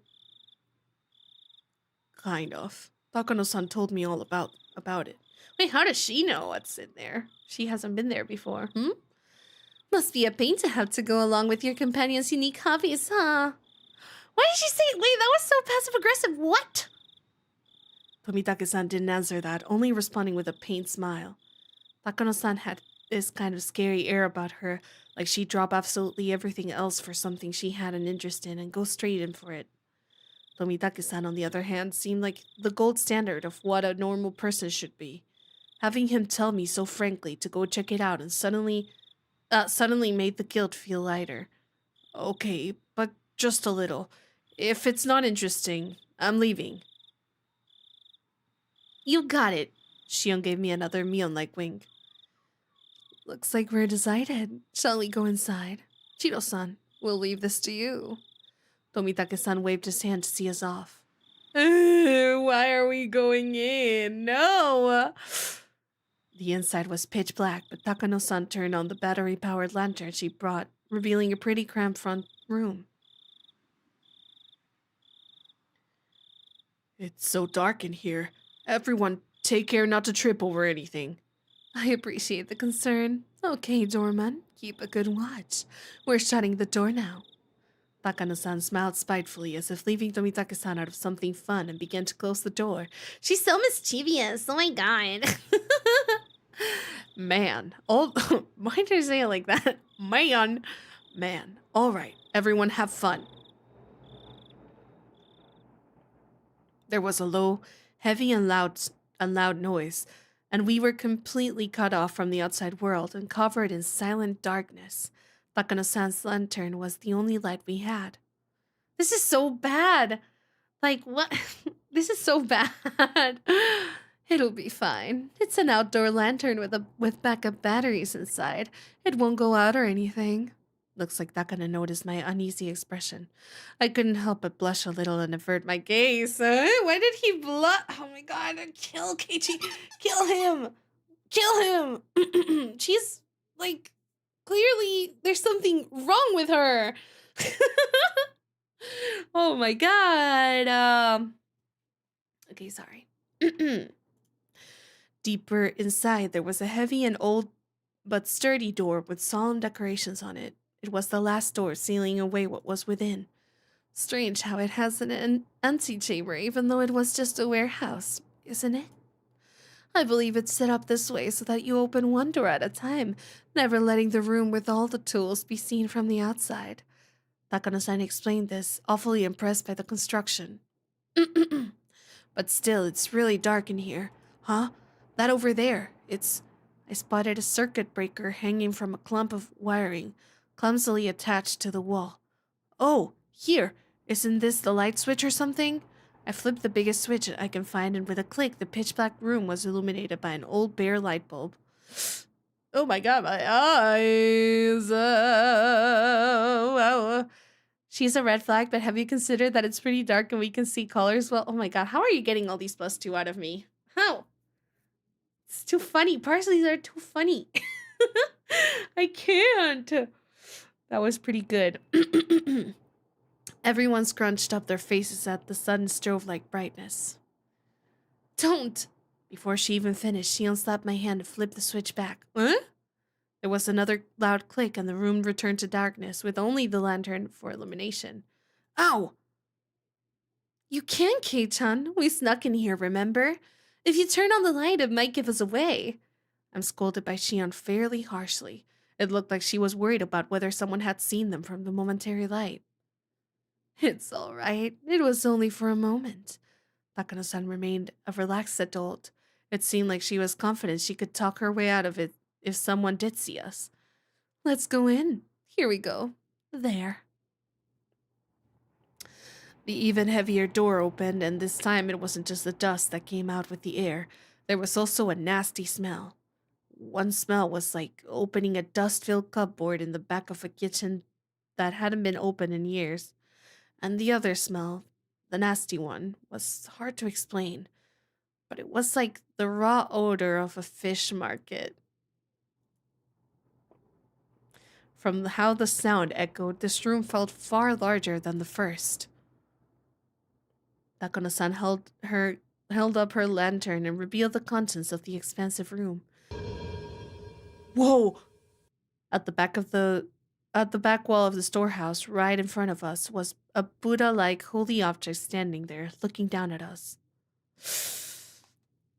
I was taken aback by its unseen force, lit up by the slender beam of the lantern. That's the guardian god of Hinamisawa, Oyashiro-sama. It's far grander than the one at the shrine, Oyashiro-sama. So this is the spirit protecting Hinamisawa? The one guarding the holy land of Hinamisawa from the impurities of the outside world, and the one delivering punishment after punishment upon those who attempted to sully the land with the dam construction? It looks like there are far more tools stored here than I thought, but this is so sad. None of them have been maintained. How unfortunate that they're in such a state. Even in the dim light, I couldn't see a lot of strange objects lining the walls. I could see a lot of strange objects lining the walls, ceiling, and shelves. Takano-san, speaking as if in a trance, was infatuated by the various implements filling the dark room. Hey, just wondering, what's that thing in the back? What is that? They weren't very festival-like or traditional, but instead this was more like the workshop of a blacksmith or a carpenter. There were a lot of large wooden and metal tools packed in here. Putting it bluntly, it was all pretty boring stuff. I'd imagine there would be more artistic things in here from the Heian period, but these are a far cry from being cultural artifacts. My expression betrayed my dashed hopes, and they caught on right away. Oh, is this not interesting to you? I'm not into literature or art, so I can look at this stuff. But I don't really understand its value.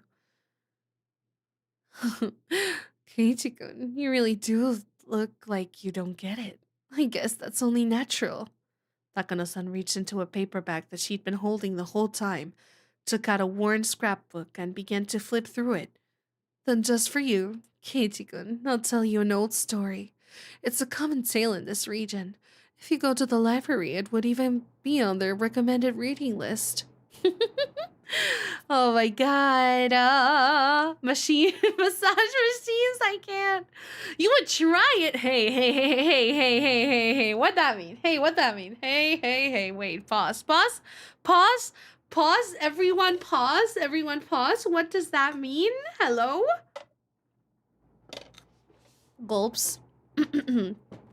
Seems relaxing? Okay. I'm not even gonna try to reason with Parsley's anymore. That's fair. Who said that? No, I don't know.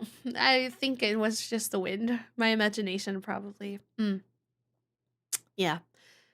No way you're exposing her on Twitch too. Hey, we have confidentiality. We have YouTube Twitch confidentiality, Kale. You can't do that. That's messed up.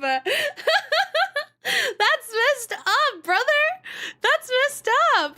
That's crazy. I can't believe it. I'm gonna delete that. I'm gonna delete that. That's crazy. How could you do that to my girl? Don't do that. All right, here we go. Telling stories Wait, did I finish this line? Then just for you, Keiichi-kun, I'll tell you an old story. It's a common tale in this region. If you go to the library, it would even be on the recommended reading list. Telling stories in such a dark, creepy place, she must have a horror story in mind. Shion's face belied. I always say this wrong. Belied, right? Shion's face belied nothing but calm. If she had the same personality as Mion, she'd have found fault with me being scared. That's not even true. Mion would be so scared, I think. I'll endure it for now and pretend to be calm. Okay, all right. I'll read it. After confirming that I was going to be quiet and listen, she began to speak softly like a kindergarten teacher reading a picture book. Long, long ago, in a certain village in the mountains, there was a swamp. This swamp was very, very deep. Some even called it bottomless. People said it was connected to hell, the land of demons. The rumors said that it was deeper than the ocean, and that anyone it swallowed would sink into the underworld, a bottomless swamp. Its name was Onigafuchi. Wait, I thought back to the story I heard yesterday about the sacrifices sinking in the bottomless swamp. Could that be the swamp that she's talking about? So then the village was Hinamisawa, right? You catch on quickly. That's right. Though it was called Onigafuchi Village at the time. Onigafuchi Village. That's a pretty inauspicious name. Onigafuchi was... oh my god.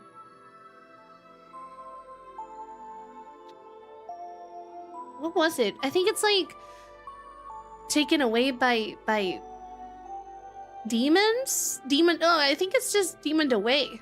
I think that's the name. Like basically the translation. It evokes quite the image, doesn't it? I hear that the name was changed in the Meiji period. The name of the swamp connected to hell was called Onigafuchi, which meant the demon's abyss. Oh, okay, that's what it was. And the true name of this village, Hinamisawa, was Onigafuchi Village. The villagers belonged to that abyss, or to hell. In other words, they lived their lives worshipping the swamp set to connect to it. But then one day... Whoa, what is that? What the heck? Oh my god, what is that? Demons began to appear, one after the other, from deep in the swamp. The villagers feared that hell was overflowing. The demons mercilessly attacked the villagers. They could only watch in fear. They could do no more than hide themselves and tremble. So, did someone exterminate them? Unfortunately, there is no Momotaro or Superman in this fairy tale. Then, did they get the whole village together to fight them? Heavens, no. The villagers weren't nearly strong enough to fight on equal terms with the demons. Then the only recourse could be to flee the village. They couldn't do that either. To the villagers, it was their beloved homeland. Didn't matter how terrifying the demons, they wouldn't have run away so easily. Then what did they do? Wouldn't they just get wiped out? Unable to fight and unable to run, all they could do was wait for the village to be destroyed. Then, when everyone had lost hope, their god... My god, I can hear the bells. Their god, Oyashiro-sama, descended onto them. I see. So Oyashiro... It must be Oyashiro-sama. Did you hear that? Sorry. I see. So Oyashiro-sama came down from the sky and beat up all the demons then. You're such a boy, Kei-chan.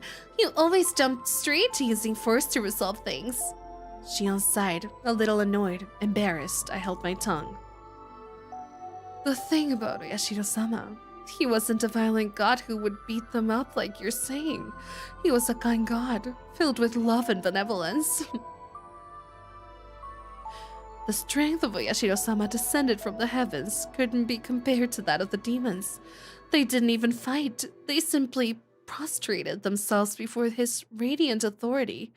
Oyashiro-sama urged them to go back to hell from whence they came, but the demons wept and challenged him, saying they could never return.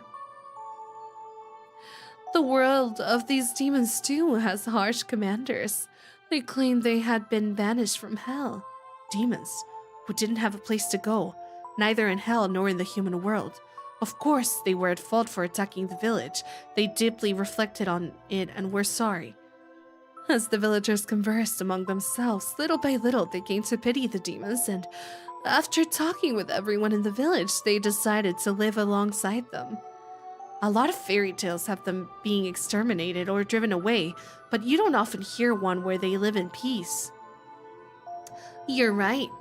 Demons are supposed to symbolize all evils. A story where they decide to live together with humans is certainly strange. Ooh. Sorry, the music. Anyways, when the demons first heard the villagers' invitation, they doubted their ears, but soon burst into tears of joy. The villagers had given them a place to live. It was said that in payment for this good deed, the demons share their many kinds of powers and secrets with the villagers. Well, Yashiro-sama was very pleased with this happy exchange. He gave the demons the bodies of humans so that they would be indistinguishable from the villagers.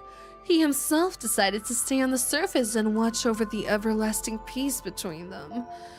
A land in which man, demon, and god lived together. I had thought the word demon was a noun meaning evil that needs to be exterminated.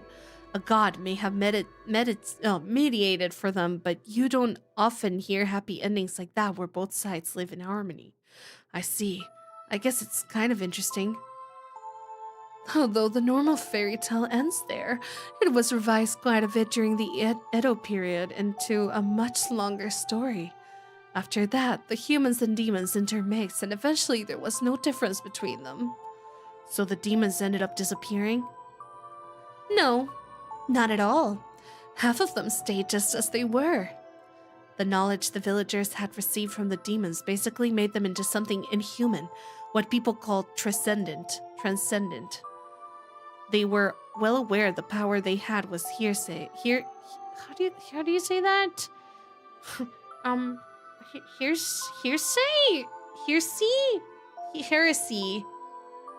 Heresy. Okay, heresy.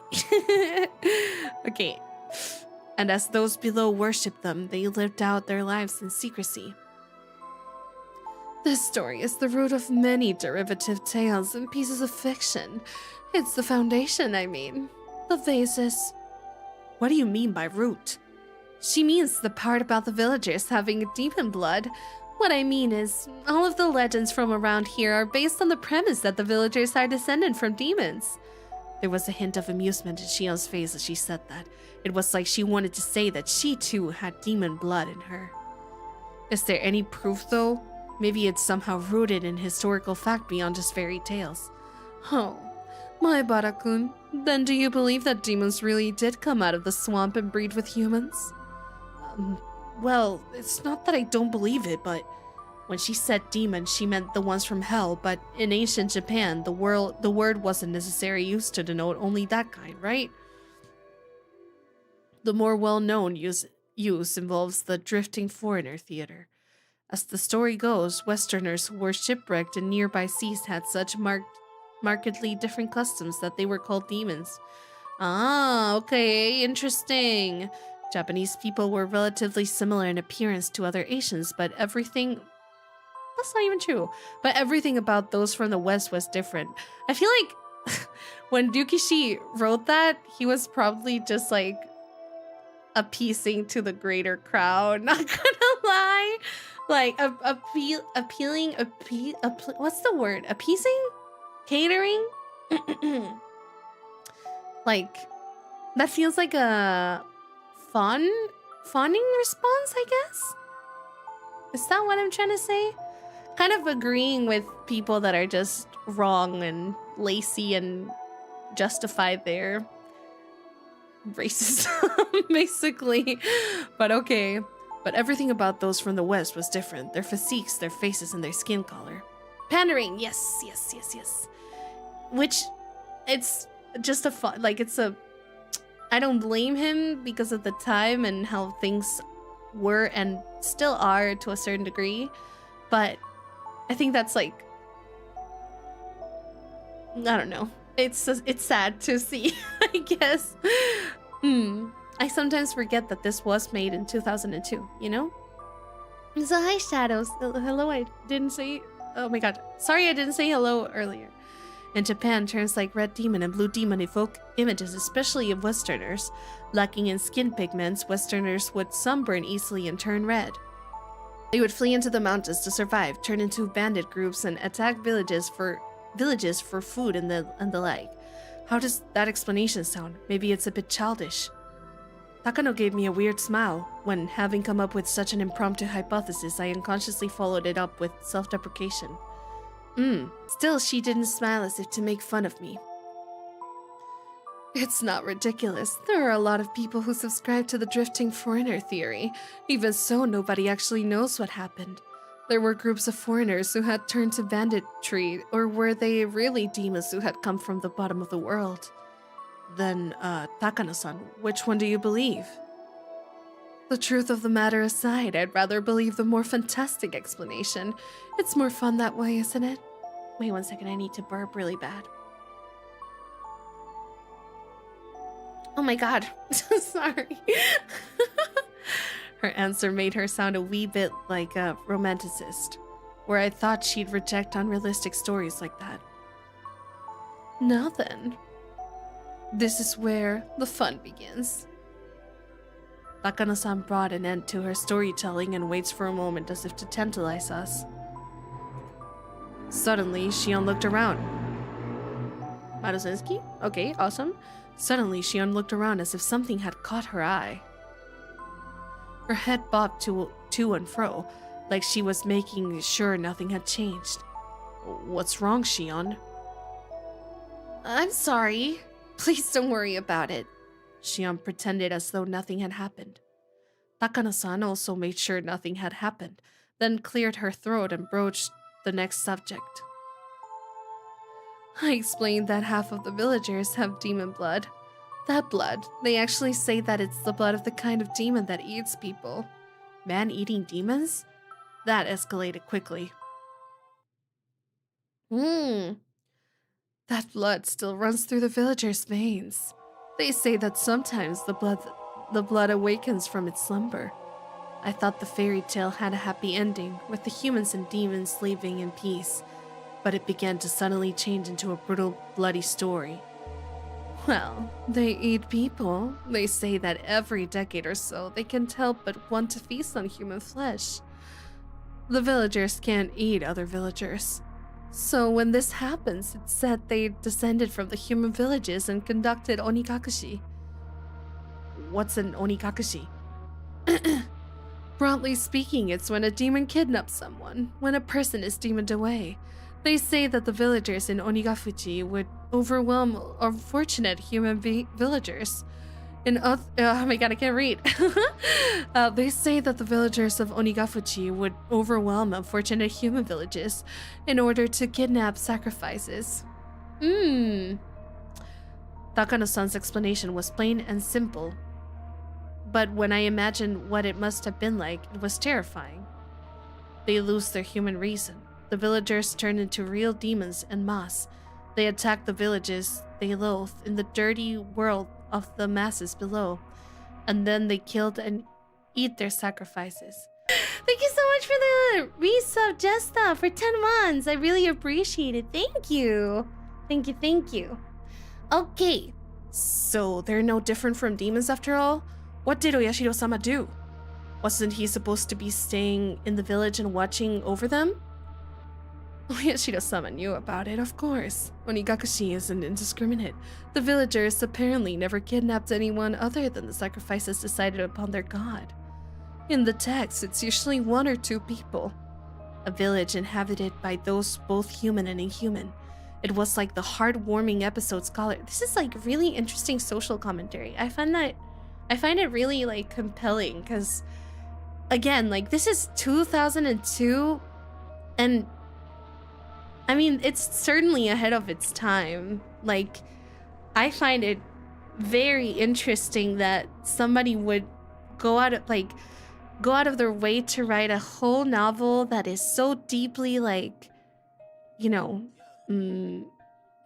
bathed. I don't know how to say it, drenched, or I don't know what the exact word would be for this, but what I want to say is like it is really, really heavy on social commentary in so many ways that aren't really spoken about enough nowadays. Like, I find that really crazy, right? Yeah, I don't know. I find that really cool. Like, I wonder if that got him into trouble, because for those that do not know, Yukishio 7 was actually a social worker before writing Higurashi, and I think like he maybe still does some stuff like that on the side. But I find it so fascinating. Yeah, I find it like so compelling that even though, you know, there are certainly some things that are dated and not good, I think it's so cool like how he includes some social commentary, especially for the time, but even relevant to the present day, on the media that he made in 2002. Like, that's crazy. This guy was not afraid of anything. He's so cool. Oh my gosh. Because I don't know how it is in Japan. I have no idea, but I think it's like actually really like I can't imagine that flying by people, I guess, where I live at least, and my country is pretty progressive with a lot of things like that.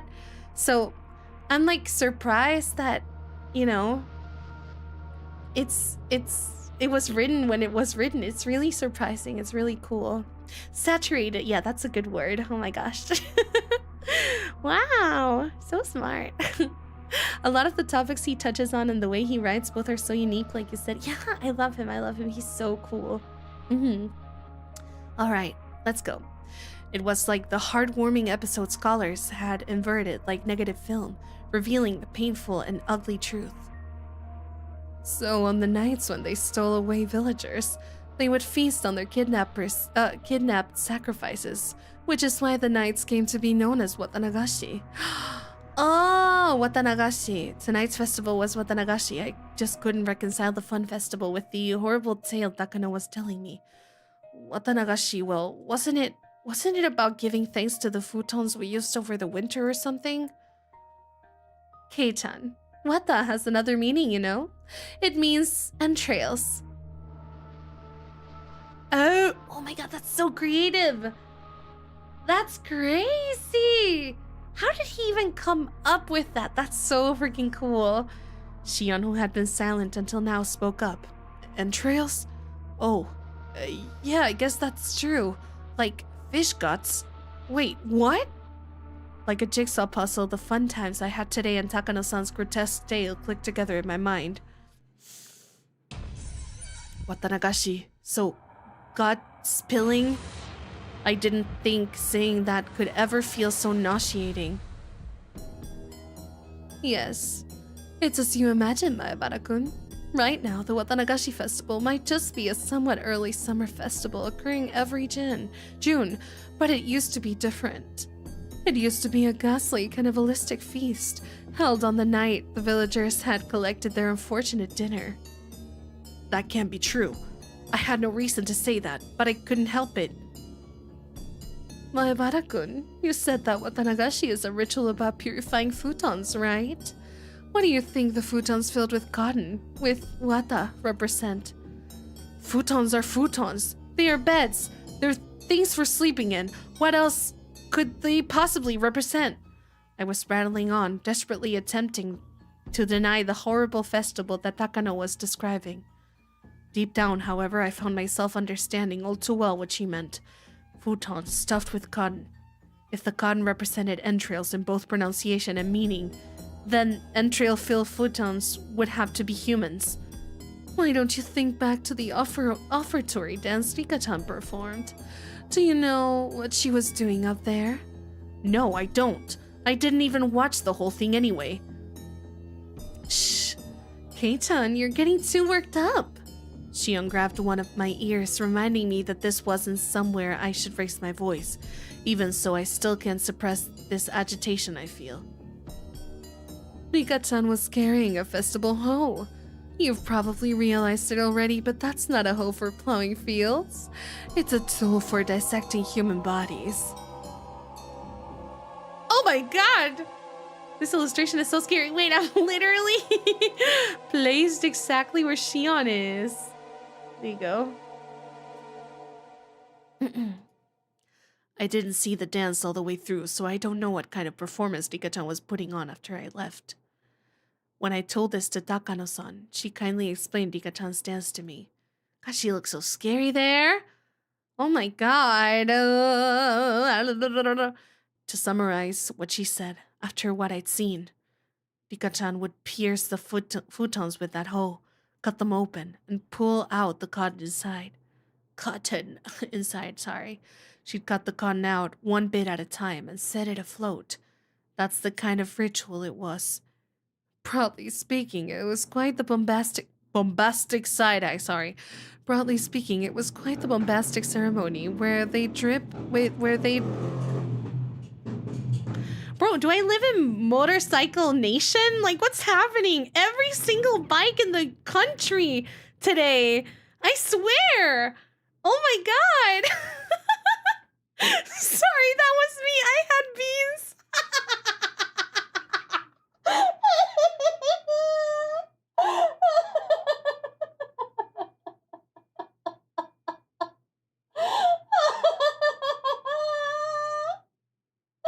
I can't breathe.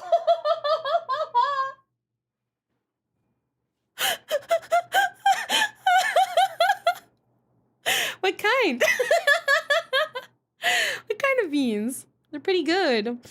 Okay, sorry. Wait, that what I just said was really bad. What I meant to say was isolated from whatever you just said. I do like beans. That's all. Oh, garbanzo beans are yummy. Yeah. All right. Broadly speaking, it was quite the bombastic ceremony where they'd rip out the guts and throw them into a basin, and then the ritual was over. It's thought that afterwards the villagers, each with a different role, dismantled the flesh piece by piece and feasted upon it. At Takano-san's strangely happy giggle, I felt for some reason a violent displeasure. Rika-chan, every day during our lunch break, she'd take a rice-pounding mallet into the schoolyard as she'd worked so hard, sweating bullets, to practice for the offertory dance she had done today. All that effort, all that work. Takano-san disgraced it. Yeah, Keiichi, oh my god, this guy is awake. He is awake. He is, like, thinking. Think, Mark, think. He is thinking. He's not, like, just a little lamb, you know what I mean? He's not just following. Sorry. Anyways, even though she worked so hard to practice for today, Takano-san, I think you should choose your words more carefully.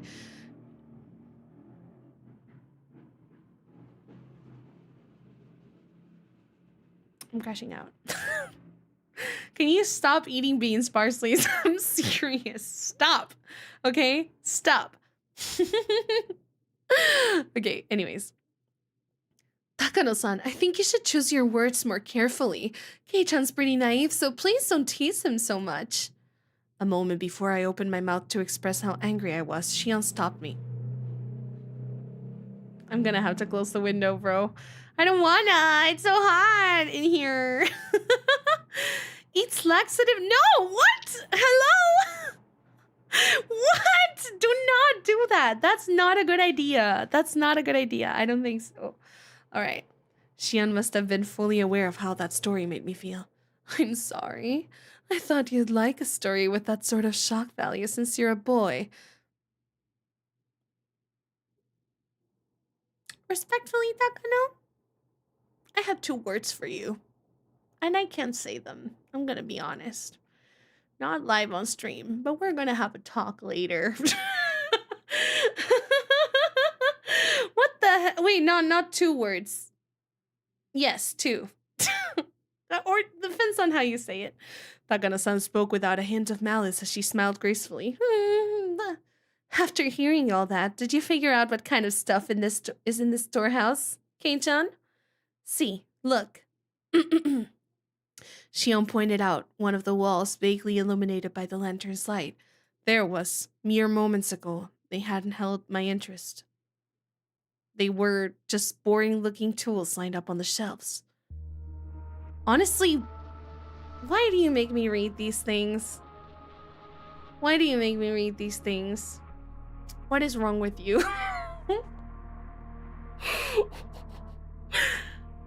Why? Honestly, wood, she's a little scary and it keeps things exciting. Brother, strangely enough, this is not the craziest thing I've read from you, you know? Oh my god.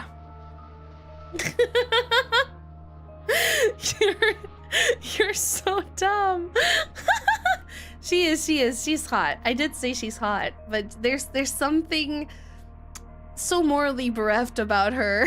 You know, like just scaring children like this. I think. Not the craziest. I digress. All those uninteresting tools that I didn't understand how to use, they all suddenly took on a new meaning, and I couldn't help but let out a groan. At first, they had looked like carpentry tools, like chisels or planes.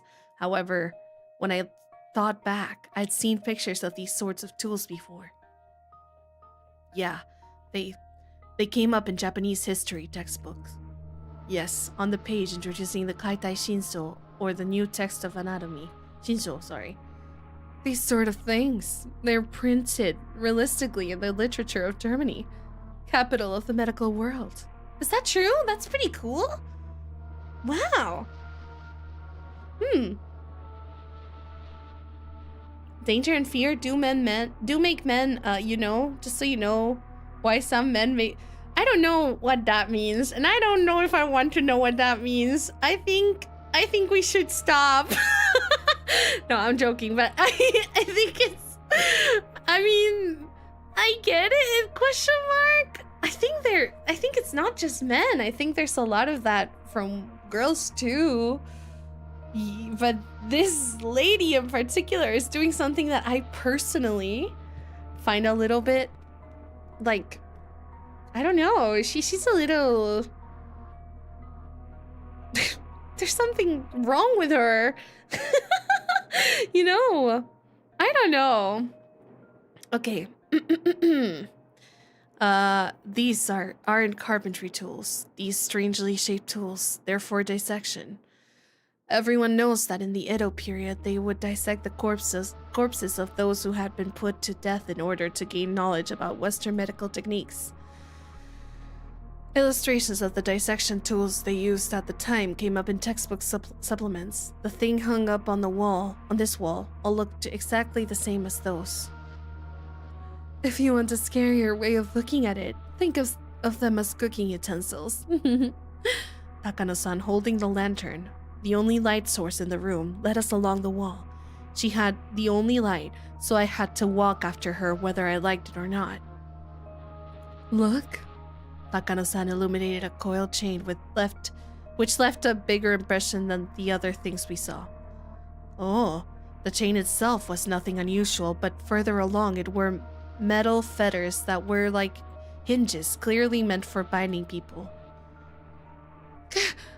Gei-chan, look at that! Shion tapped me on the shoulder and pointed to a restraining table that was clearly shaped like a person. My spine froze. My blood felt like it was turning into sherbet as it crawled up my back. On each of the joints, there were things like chains and iron balls attached. It was like the table was searching for its next sacrifice, ready to spread their arms wide and close them in. It's probably a chopping block. I think it strapped the sacrifice down to prep them for eating.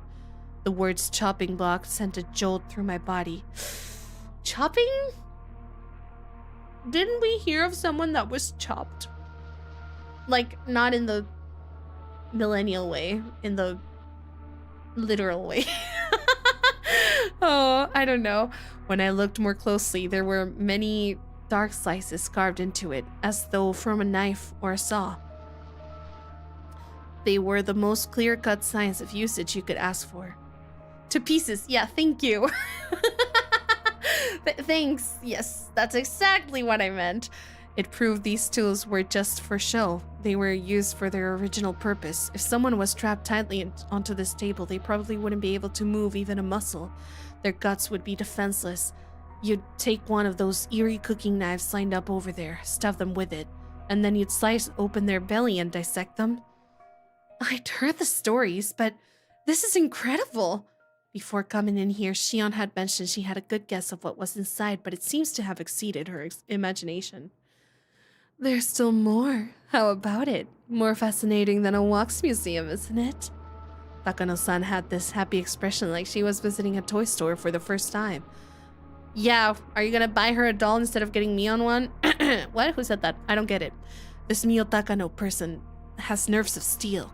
Are these bizarre, grotesque objects that fascinating to her? I, for one, was not enjoying myself. I'll be frank, this was all too weird for me. Still, there was something even more horrifying than all this. That would be none other than Takano-san herself. Takano-san holding the lantern, giving off such a thin beam of light. If she suddenly turned it off, then what would I do? The next moment, everything went totally dark. That's why I was scared. Takano-san had the only light, and anyway, I was scared. At some point, Shion had started holding onto my shirt sleeve. It was a little annoying to walk like that, but it didn't shake her off. Of course it didn't. Of course. That minor sensation allowed me to feel the presence of an ally here and now. Before we had even walked halfway through the storehouse, the air I felt on my skin changed completely. These cruel tools lined up all crammed together in this place. Some were horrible ones made to take away sacrifices' freedom, and some were tools made to efficiently disassemble and prepare the bodies for consumption. Those were just the things I understood. There were plenty of other strange-looking objects that I couldn't even guess the purpose of. Now that I was here, I didn't have the slightest desire to hear the details about what sort of terrifying reasons they were meant to be used for. At the very least, they were all completely different from the sort of simple cleaning function of a katana. Tools to kill people were obviously constructed in such a way that they could kill people. People die when they are killed type comment? Okay. If that was the goal, then the person you used them on would obviously end up dead. Oh my god. Keeps going. The kinds of tools here, however, were different. The tools that were here were for cutting people, for crushing them, for boiling them and cooking them, and for grinding them. They were tools of torture. They weren't made to kill people. People dying was just an incidental result. Actually, they might not even kill them. If the sacrifices could die during such a horrifying ritual process, that would be nice, but they don't even die in the end. They remain in a state of hellish pain. Perhaps they were only being allowed to live. Only now, in this moment, did I fully realize just how terrifying and fearsome that difference was. People, you see. Most of these wouldn't kill them, if used properly. Takano-san, as if reading my mind, displayed a shocking smile. Burning at the stake, the famous method of execution for witches, will kill the person immediately.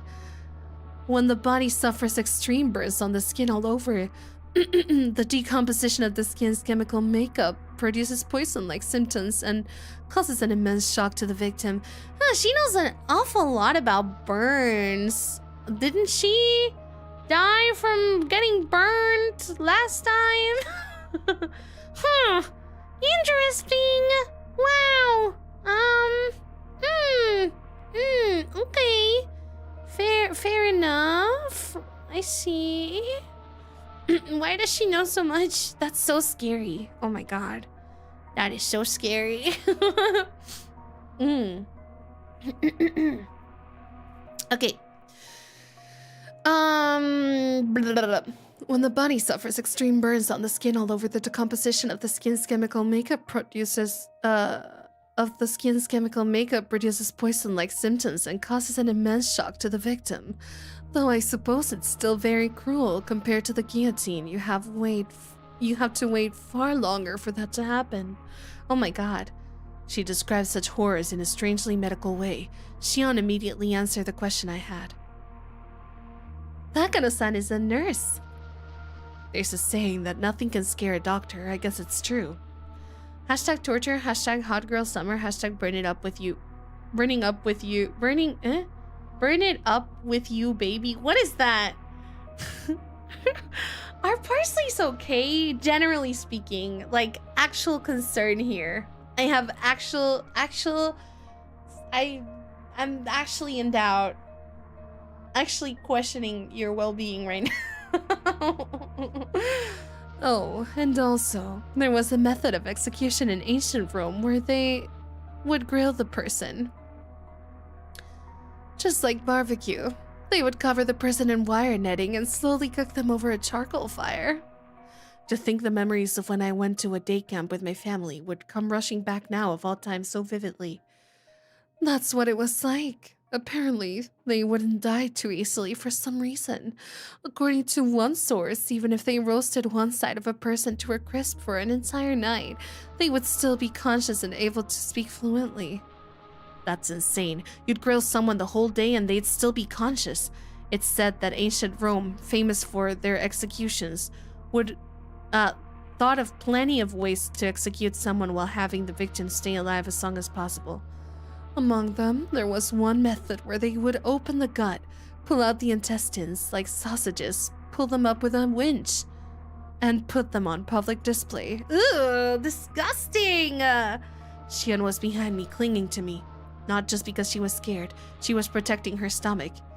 You would think someone with their intestines pulled out would die instantly, right? Actually, as long as you do it tenderly and thoroughly, it's apparently possible to pull them all out while the person is still conscious. Oh my god! What? Is this still hot girl? Hashtag hot girl? Hashtag murderous hot girl? Oh my god. I don't know. Tenderly? At least it's tenderly, right? At the very least. Oh god. I felt a sick feeling in my stomach. It was like my organs were coiling up just from Takano-san's stare. Though pulling them out with a winch was a rather exaggerated method. Oh wait, that's her. Though pulling them out with a winch was a rather exaggerated method, in a more barbaric way, they might slice open the gut, then cut the intestines out and throw them everywhere. It's quite imaginable that they did dreadful things like that too, isn't it? However, those being put to death are conscious. It must be far more terrifying than painful. She spoke with pleasure as if she had come here on a sightseeing trip. I heard Shion gulping multiple times near my ears. Perhaps Inamisawa, or rather Onigafuchi village, did something like that for the Watanagashi festival. Listen, if you try hard, can you hear it? I wanted nothing more than to not hear anything at all. So why only at times like these do I begin to hear things I shouldn't be able to? Whoa. Wait, isn't that just Rika-chan? Takano-san, having realized she scared Shion and I enough at this point, smiled soothingly. Then she turned on her heel, raised the lantern, and began to walk again. If Takano-san left us here, we'd get even further away from the light. Shion and I, no matter how scared we were forced to follow Takano-san along on her field trip through the ritual storehouse. She's got a soothing smile. Bro, what is wrong with you? Seriously. me when I like someone and I defend them like to the moon and back. I defend the undefendable. No, wait, not in that way, but like, you know what I mean. Her fit is so cozy. Her outfit is so cute. 100% would wear. However, she's really scary. Okay? I suppose we've seen a bit of everything, see? This place is interesting, isn't it? She says, raising the lantern high in the center of the storehouse. The dim lighting didn't change, but for some reason it felt like I was able to see all of those horrible tools at once. Hey, Kei-chan, look up! Shion stammered while grabbing the nape of my neck. The nape of my neck? Is nape... Can nape be used in any other way than isn't the nape? The neck? I couldn't tell because it was so dark, but there were a lot more tools hanging from the ceiling as well. They all looked like they were made of iron bars, but then I figured it out. Cages. For cages, they were very small. Cramped cages just for one, like a casket. If you got locked up in there, no, you wouldn't get locked up inside it. It was another tool meant for restraining people, where the iron bars would squeeze you tightly. So many big and large things of all shapes were hanging down. Takano-san's mention of execution by grilling crosses my mind. We weren't just surrounded on all sides by these terrifying instruments. Things crowding the ceiling were even hanging over our heads. There are many of these sorts of bird cages among European torture devices. I'm surprised to see them in Japan as well. Kei-chan? Is there something in there? A person? Mommy? Mommy? Sorry. Where? Shion desperately pointed to one of the many human-sized bird cages hanging from the ceiling, but I couldn't tell which one she meant. Being that dark, there wasn't any way you could tell if something was there in the first place. I don't see anything. You sure you're not seeing things? Shion didn't seem convinced, but without a means to confirm ourselves, we couldn't do much but wonder. Did she see somebody? Maebara-kun, after seeing this, have you come to believe in all of it? The countless terrible rituals passed down in Hinamizawa? It's got nothing to do with believing in them. Now that I've been shown the real thing like this, there's no possible way to deny it. Ew! Even the nations of Europe, with all their beautiful landscapes and legends, were like a maelstrom? What is that? Maelstrom? During the terrible witch hunts in the Dark Ages. It's well known that the era gave birth to countless gruesome forms of torture and execution. Japan was the same way.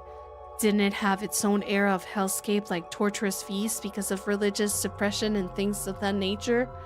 Hinamizawa itself had such a period. It had that much history behind it. Even in Europe, land of the witch hunts, that was all far in the past, no more than a series of historical events, and in this age, nothing that abnormal would even happen. It's a big whirlpool? Oh, I see. That's pretty cool. That must apply to Hinamizawa as well. Just as Europe had its dark age, Hinamizawa had one too. That's how this would be taken. Even if these things all really happened in Hinamizawa, they're all long past. They don't have anything to do with the people living in Hinamizawa now. Maebara-kun, you really do like this village. It didn't sound like she was making fun of me. Sorry, Takano-san gave me a light smile. Takano-san, you're researching whether those customs survive into the present. You are, right? Shion suggested something that made my heart leap into my throat. Are you telling me that all these horrible things are still going on even today? What I'm about to tell you is a secret, all right? I told you, Shion-chan, because you're an understanding person, but the other villagers don't want to hear it. If things go awry, I could be ganged up on and punished. Shion flashed a devilish smile as if revealing the immortality of it. Maebara-kun, you keep it a secret too, okay? If this gets out, I could suffer Oyashiro-sama's curse or be made into a sacrifice. If it's the curse, then I wonder what kind of death it'll be this year. If it's the sacrifice, then will I be thrown into the Onigafuchi swamp while still alive? If it is tonight, you know, the night of Oyashiro-sama's curse. Oh! Gasp! No way! What does that mean? Sacre bleu! Does that mean we're gonna die? Wait! That was a terrible French accent, but it's okay. What? What is happening? What that mean? Oh my god, she's so scary. Is there gonna be murder?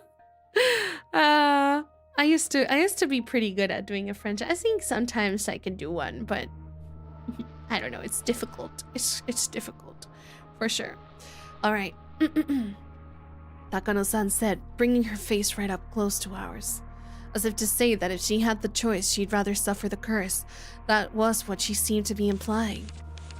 Takano-san took a fairly worn notebook out of her paper bag, then began to flip through its pages.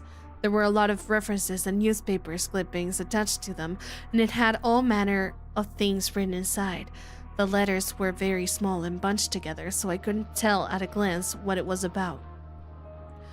What I'd really like to do is search through the National Library for newspapers from the era, but here it is.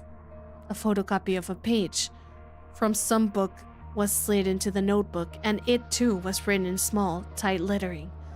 Like the other pages, I couldn't tell what it was about just by glancing at it. This is a story that actually happened. It was around the end of the Meiji era. They discovered an unknown mangled corpse, the victim of a murder in Onigafuchi village. An old newspaper clipping attached to the page spoke of something that was no mere rumor or fairy tale. We don't have most police documents from the time anymore, so it's all based on oral traditions and memories. See, it's not very clear, but it looks like a cutout of a newspaper from the Meiji era. Never before has there been a corpse treated with such cruelty and inhumanity. Could it be the work of a demon? Why would they write that in a newspaper? That's so bad, no? Isn't kind of like conspiring a bad thing to do in you know, newspapers? Well, I guess it is 1983, huh? We need the 1983 button. Takano and Tomidake are assholes for implicating two kids in all of this. Yeah, I agree. It's pretty bad. Yeah. I can see it happening. Really? That's how you get people to read it? No, it's the clickbait. Oh, I hate to see it. I'm like so anti-clickbait personally. So against like the drama grifting. I don't like it. It's so lazy. I hate it. Alright, anyways.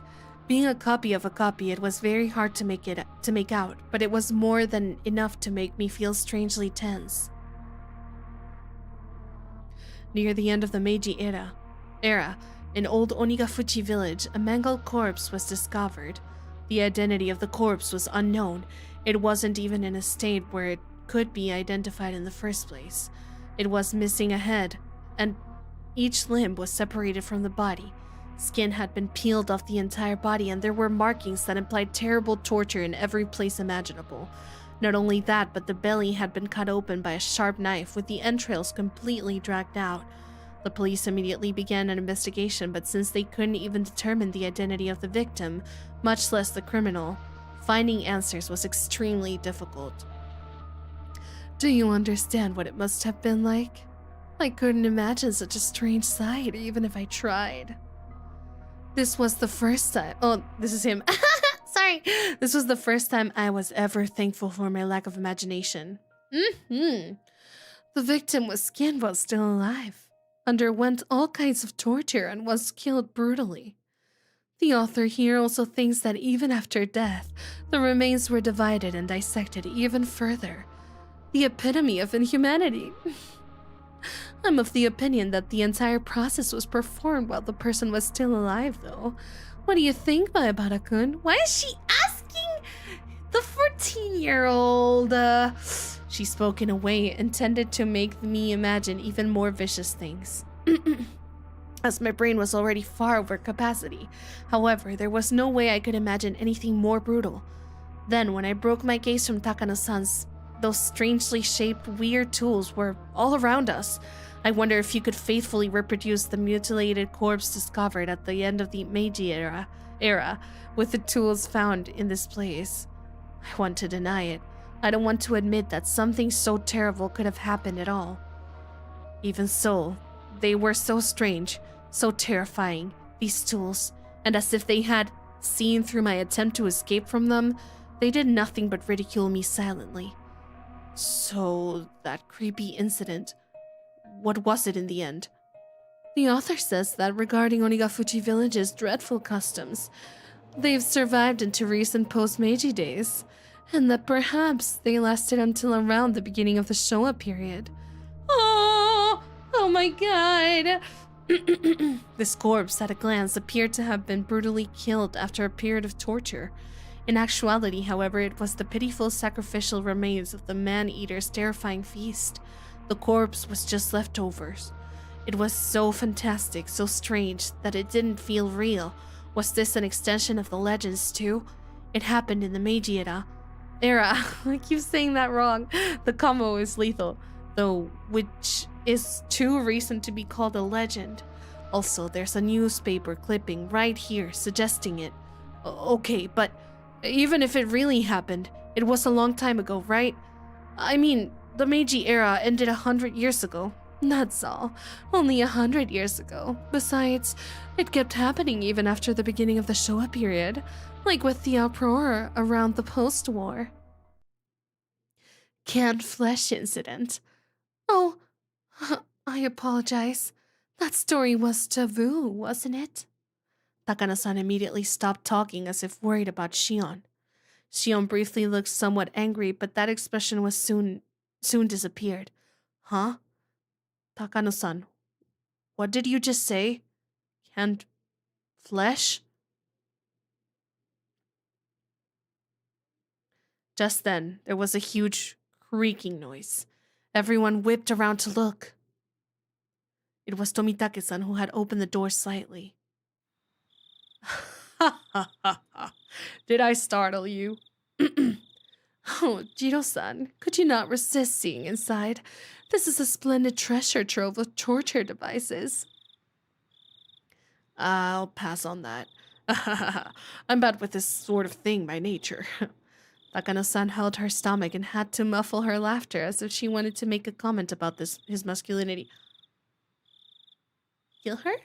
In any case, the dance and ceremony are over and everyone's going down to the stream. The festival will be over within minutes.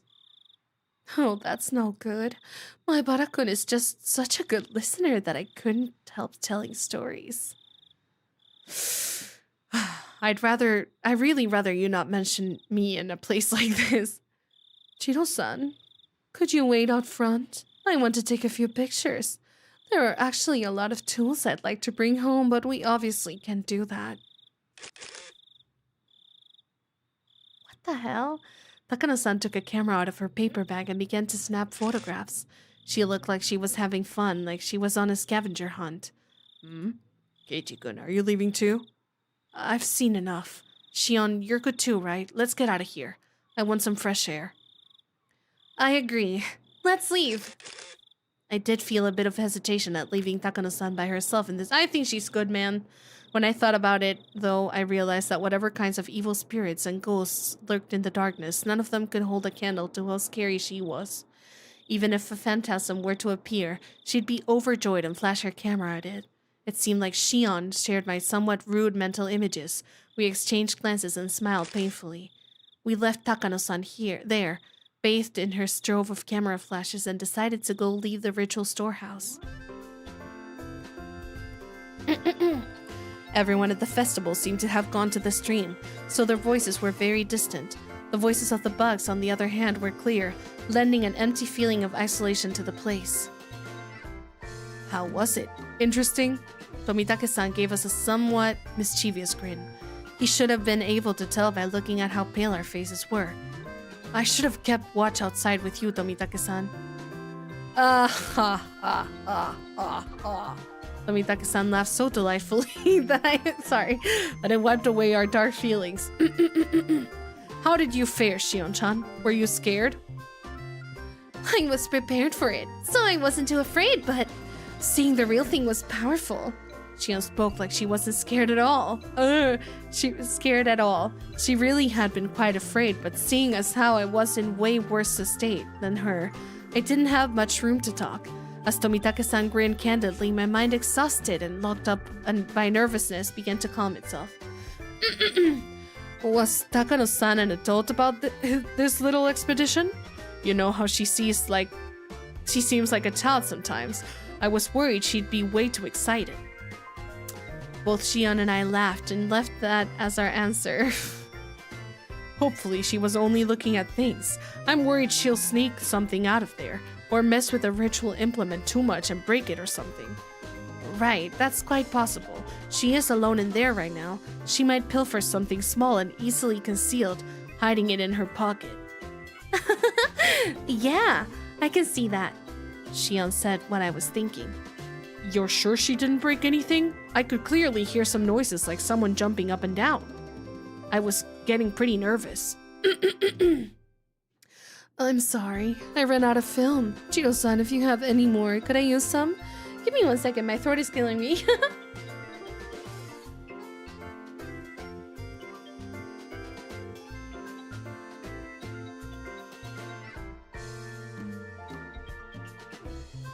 Okay. Takano-san suddenly appeared while we were talking about her, taking everyone by surprise. Tomitake-san smoothly grinned and responded as if nothing had happened. He's pretty mature. I'm a lot of spare film. Sorry about that. Jeez, you won't win any Pulitzer Prizes by not stocking enough film for any occasion, you know? I suppose that's it then. Tomitake-san scratched his head apologetically. Without film, we're done here. Takano-san seemed to have given up because of that too. We checked carefully to make sure we hadn't left anything inside, then closed the door and turned to the heavy padlock we'd left beside it. Oh my god. Yeah! The kid's killing you, the curse, yeah! Takano-san, you didn't sneak anything out, right? How rude. I'm not trying to be that childish. Tomitake set the padlock back to the way it was before. From a cursory glance, it didn't look like thieves had snuck in at all. Okay, let's get over to the stream ourselves. If we don't— oh my god, to the stream, Sugiyagi? If we don't at least set some cotton afloat, there won't be any point in coming to the festival. Tomitake-san spoke brightly, urging us along, setting cotton afloat down the stream. I shake my head a few times, driving away my dismal thoughts as to the double meaning. Takano-san, looking a little let down, kept turning back to glance at the ritual storehouse. Let's just leave it at that, alright? You saw enough to state your curiosity, didn't you? Oh, not at all. Everything I found only renewed my interest. All those stories and legends suddenly hold water. After today, I'm going to have to change the way I look at this. Wow, she truly is indomitable. Her curiosity really is something else. Still interested in all this, though. Through and through. Oh my god. Pretty! We descended the stone stairs, and all the people crowding the stream came into view. Near the bottom of the stairs, we could clearly see people receiving cotton that had been cut out for them. Oh, what was that? Cut out for them, then wishing upon the cotton and setting it afloat down the stream. The festival was already over. Damn, I missed my chance to photograph the best part of the Watanagashi. Oh, but it's not too late.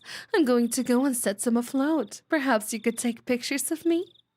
Takano-san, with an impish expression, brought her head to Tomitake-san's shoulder. Despite his age, he looked embarrassed. Cute. I felt an honest respect for Tomitake-san, man to man, for dating such a handful of a woman. Are they dating, though? Goodbye, then. Maebara-kun, Shion-chan. We're going down the stream. Would you like to come with us? No. I couldn't get in your way. Please take your time. Shion waved her hand to them with an expression of just as impish as Takano-san's. Tomitake-san, on his part, seemed to want us to come, but whatever. Shion gave a big stretch and sat down on the stone steps. I'm pretty worn out. Same here. I'm exhausted too. Kei-chan, this is your first Watanagashi, isn't it? You go on, don't mind me.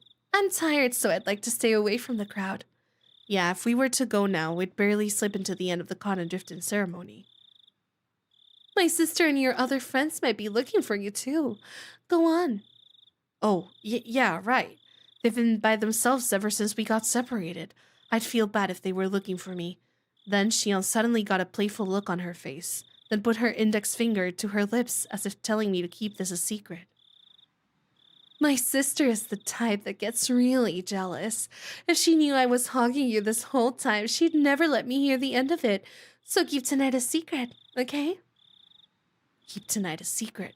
Don't say things that are so embarrassing. Oh my god, yeah, honestly. Not only because of that either. Considering what we were doing tonight, we really need to keep it a secret. Oyashida-sama's curse might happen tonight, and we four would be the prime candidates. The loosening threads of tension became taut again. Shion, however, burst out laughing. All right, I'm going to get out of here before I run into my sister. I really am tired, so I don't have the endurance to put up with her anyway. I can't tell if you get along with her or not. We get along. Though as she said that, her vague expression explained that there are a lot of oddities in a relationship between twins. I'm an only child, so I don't really get it. Make sure you get along with her, okay? Right. Thank you kindly for your meddling. Okay, I'm gonna go. You should hurry up if you want to make it, Kei-chan. Watanagashi really is about to end. Shion stood up and brushed the dust of her backside. After watching her do so, I returned my eyes to the final ceremony of the Watanagashi festival below me. Seriously, though, what was that sound anyway? It was kind of unpleasant and creepy. Huh? What sound? The sound! You know, the banging noise. It was really loud, wasn't it? I was giving her a blank expression, so Shion stared at me.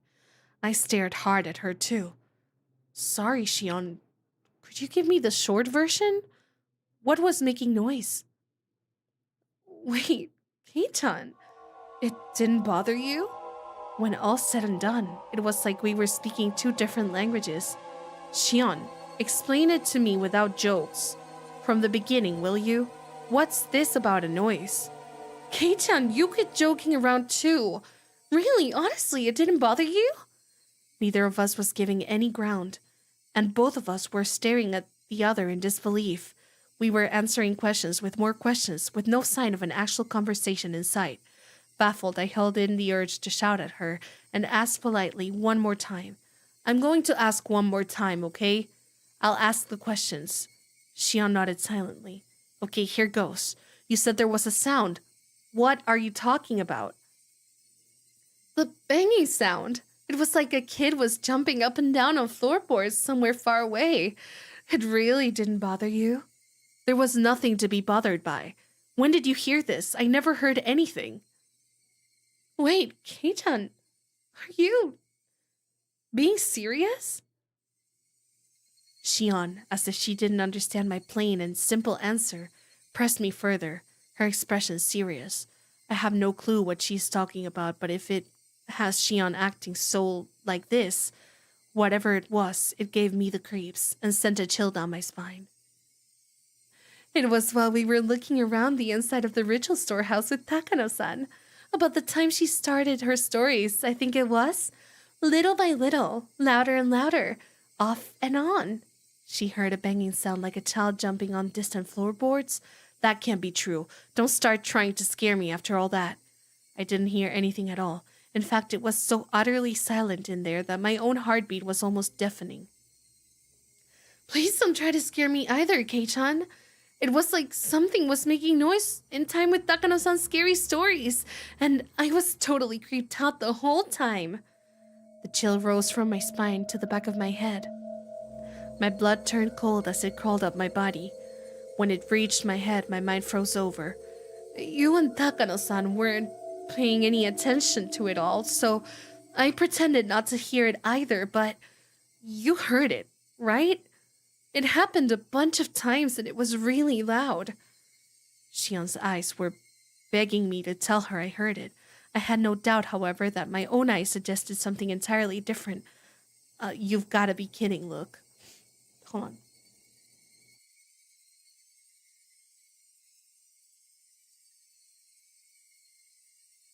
Okay. In that storehouse, we were surrounded by brutal ritual tools that looked like they were from another planet, listening to terrifying old stories. The whole time, Xion had been hearing a sound that we couldn't hear by herself. Shouldn't that make Xion, who heard it, tremble, or should it make me, who didn't hear it, tremble? Didn't Tomitake say something about a sound too? Yeah. I didn't know the answer to that at the time. For now, Xion seemed to have made that decision before I did. What are you laughing about? I really got you, Kei-chan. I was fibbing the whole time. What? Xion laughed, saying how easily scared I was, and clapped me on the back. Her smile seemed somehow artificial and actually made me feel worse. Then, after leaving me with 2 or 3 generic diplomatic goodbye phrases, she left, almost like she was running away. All I could do was look after her, my mouth agape. At the end of the day, I didn't have a clue what was going on. Xion laughed it off and said she had been lying, but she couldn't possibly have been lying. Of course not.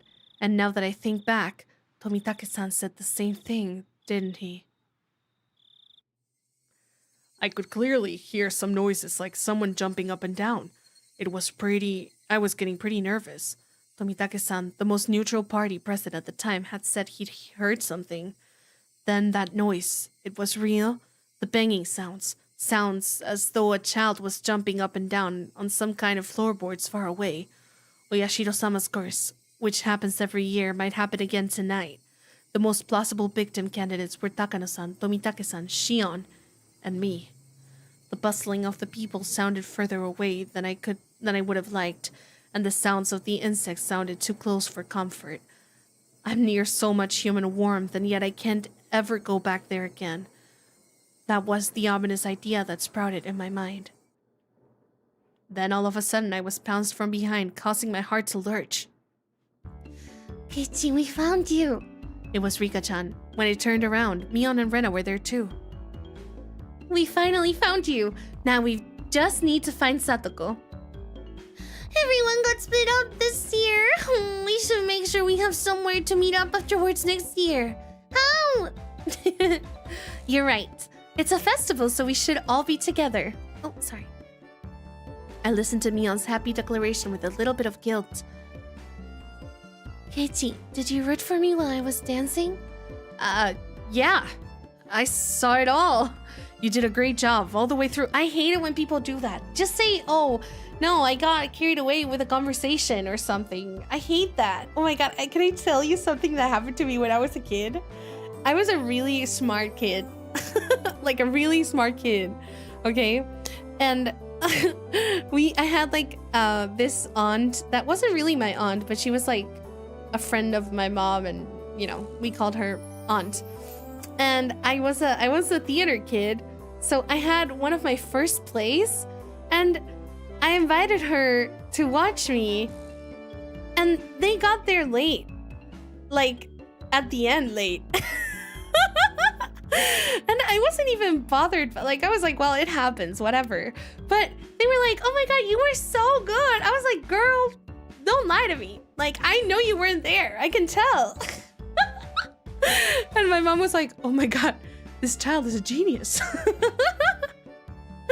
But yeah. Anyways. Yeah, I saw it all. You did a great job. All the way through. No mistakes either. She knows. Yeah, that's right, Rika-chan. That didn't count as a mistake. Oh. I tensed up as I realized I made a mistake of my own. Mion slapped a hand onto my shoulder, a little roughly. A gross sweat broke out over my whole body. Did you do it too, Kei-chan? Did you get some cotton and send it down the stream? You haven't yet, right? Is what I could feel her saying.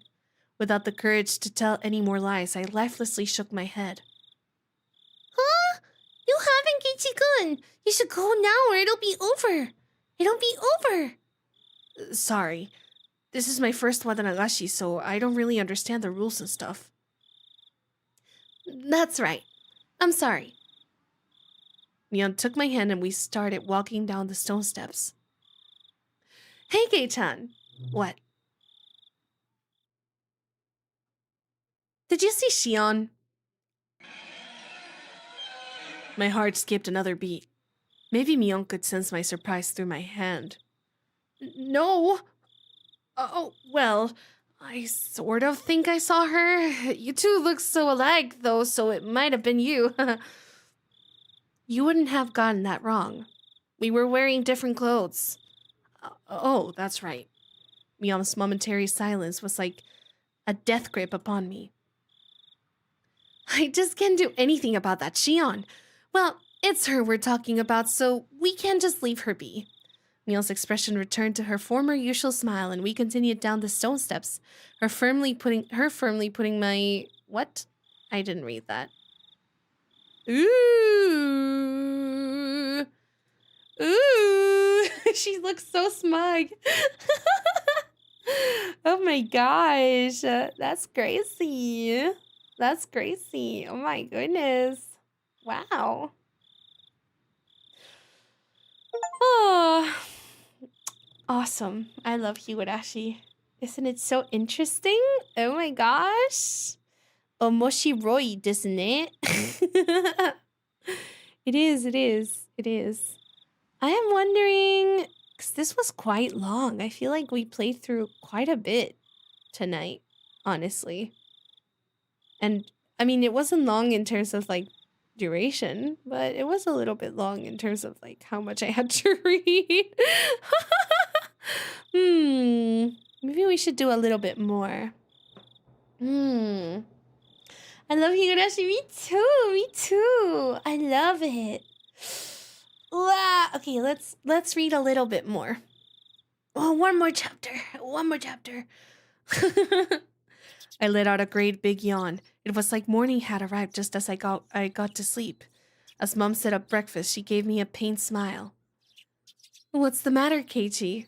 What time did you go to sleep last night? Well, I wanted to go to sleep at midnight, but I had some trouble with that. She did what with your hand? You're right. What did she do? Her firmly pulling my hand along. Oh, cute! Wait, that's cute.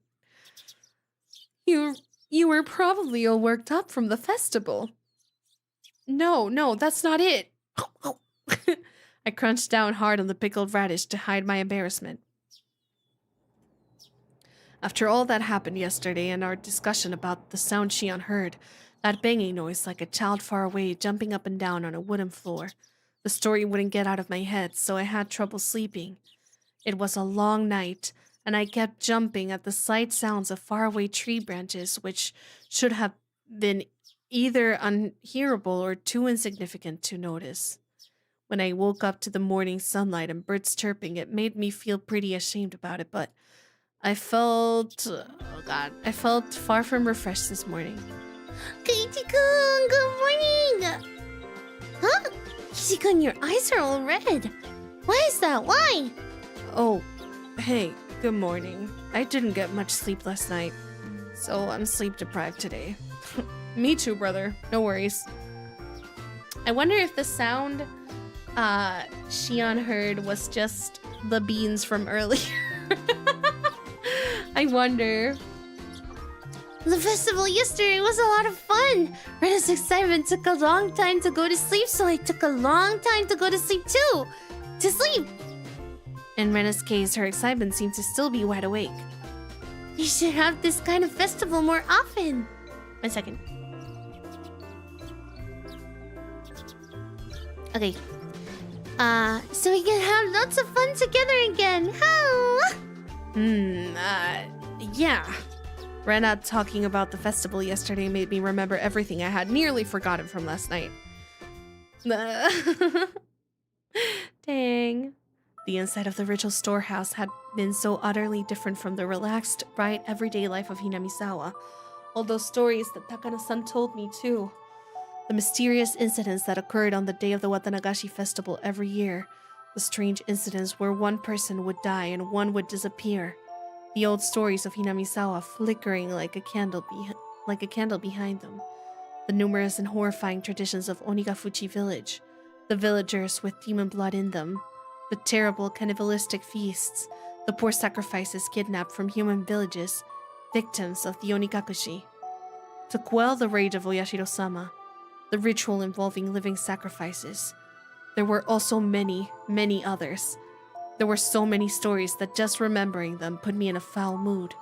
Most of them weren't fiction either. They were true. We didn't need to fear them just because they were real though, since it all happened so long ago, such a very long time ago. Where's Mi-chan? She's late. Huh? Before I realized it, we had arrived at the place where we'd usually meet with Mion. Probably because I was so lost in thought. We agreed that if she isn't here by now, we can just go on ahead, right? Should we? Mion being late wasn't too rare an occurrence, but today she was unusually late. A few of the ominous tales from the night before came back to life in my mind again. Who would die this year, and who would disappear? It couldn't have been Mion. What should we do, Kichi-chan? Kichi-kun? If we don't get going, we'll be late. She'll be here. She didn't call to tell us she'd be staying home today, right? Let's just wait 5 more minutes, okay? Rena looked at her watch and seemed a little worried, but then she nodded with a satisfied smile. If we had to wait 5 minutes, we'd have to run as fast as we could to school or we'd be late. Aw, he's starting to be more considerate with her, at least. As soon as I thought that, we spotted Mion running towards us out of breath. Mi-chan, you're late! You waited? You should have just gone on ahead. Mion was breathing heavily and her face was all red. Her house was right down this road, wasn't it? It wasn't far enough away for her to end up like this, was it? Mi-chan, are you not feeling well? Huh? Now that she mentioned it, Rena pushed Mion's bangs away and put her hand to her forehead. Rena, your hand is pretty cold. Mi-chan, you're a little bit warm. It's no big deal. Give it half a day and I'll be fit as a fiddle. Are you really okay? Are you really okay? You don't have to push yourself, you know. What's this? Kei-chan, are you worried about me? That's nice of you. That answer wasn't like Mion at all. She must have had it pretty bad. Noted. Okay. Okay. I just think you shouldn't push yourself so hard. We can't tell the teacher you had to take the day off. I'm fine. I took some medicine. I think it's already working. Mion forced an energetic expression onto her face and flexed her biceps at us. Okay, then let's go.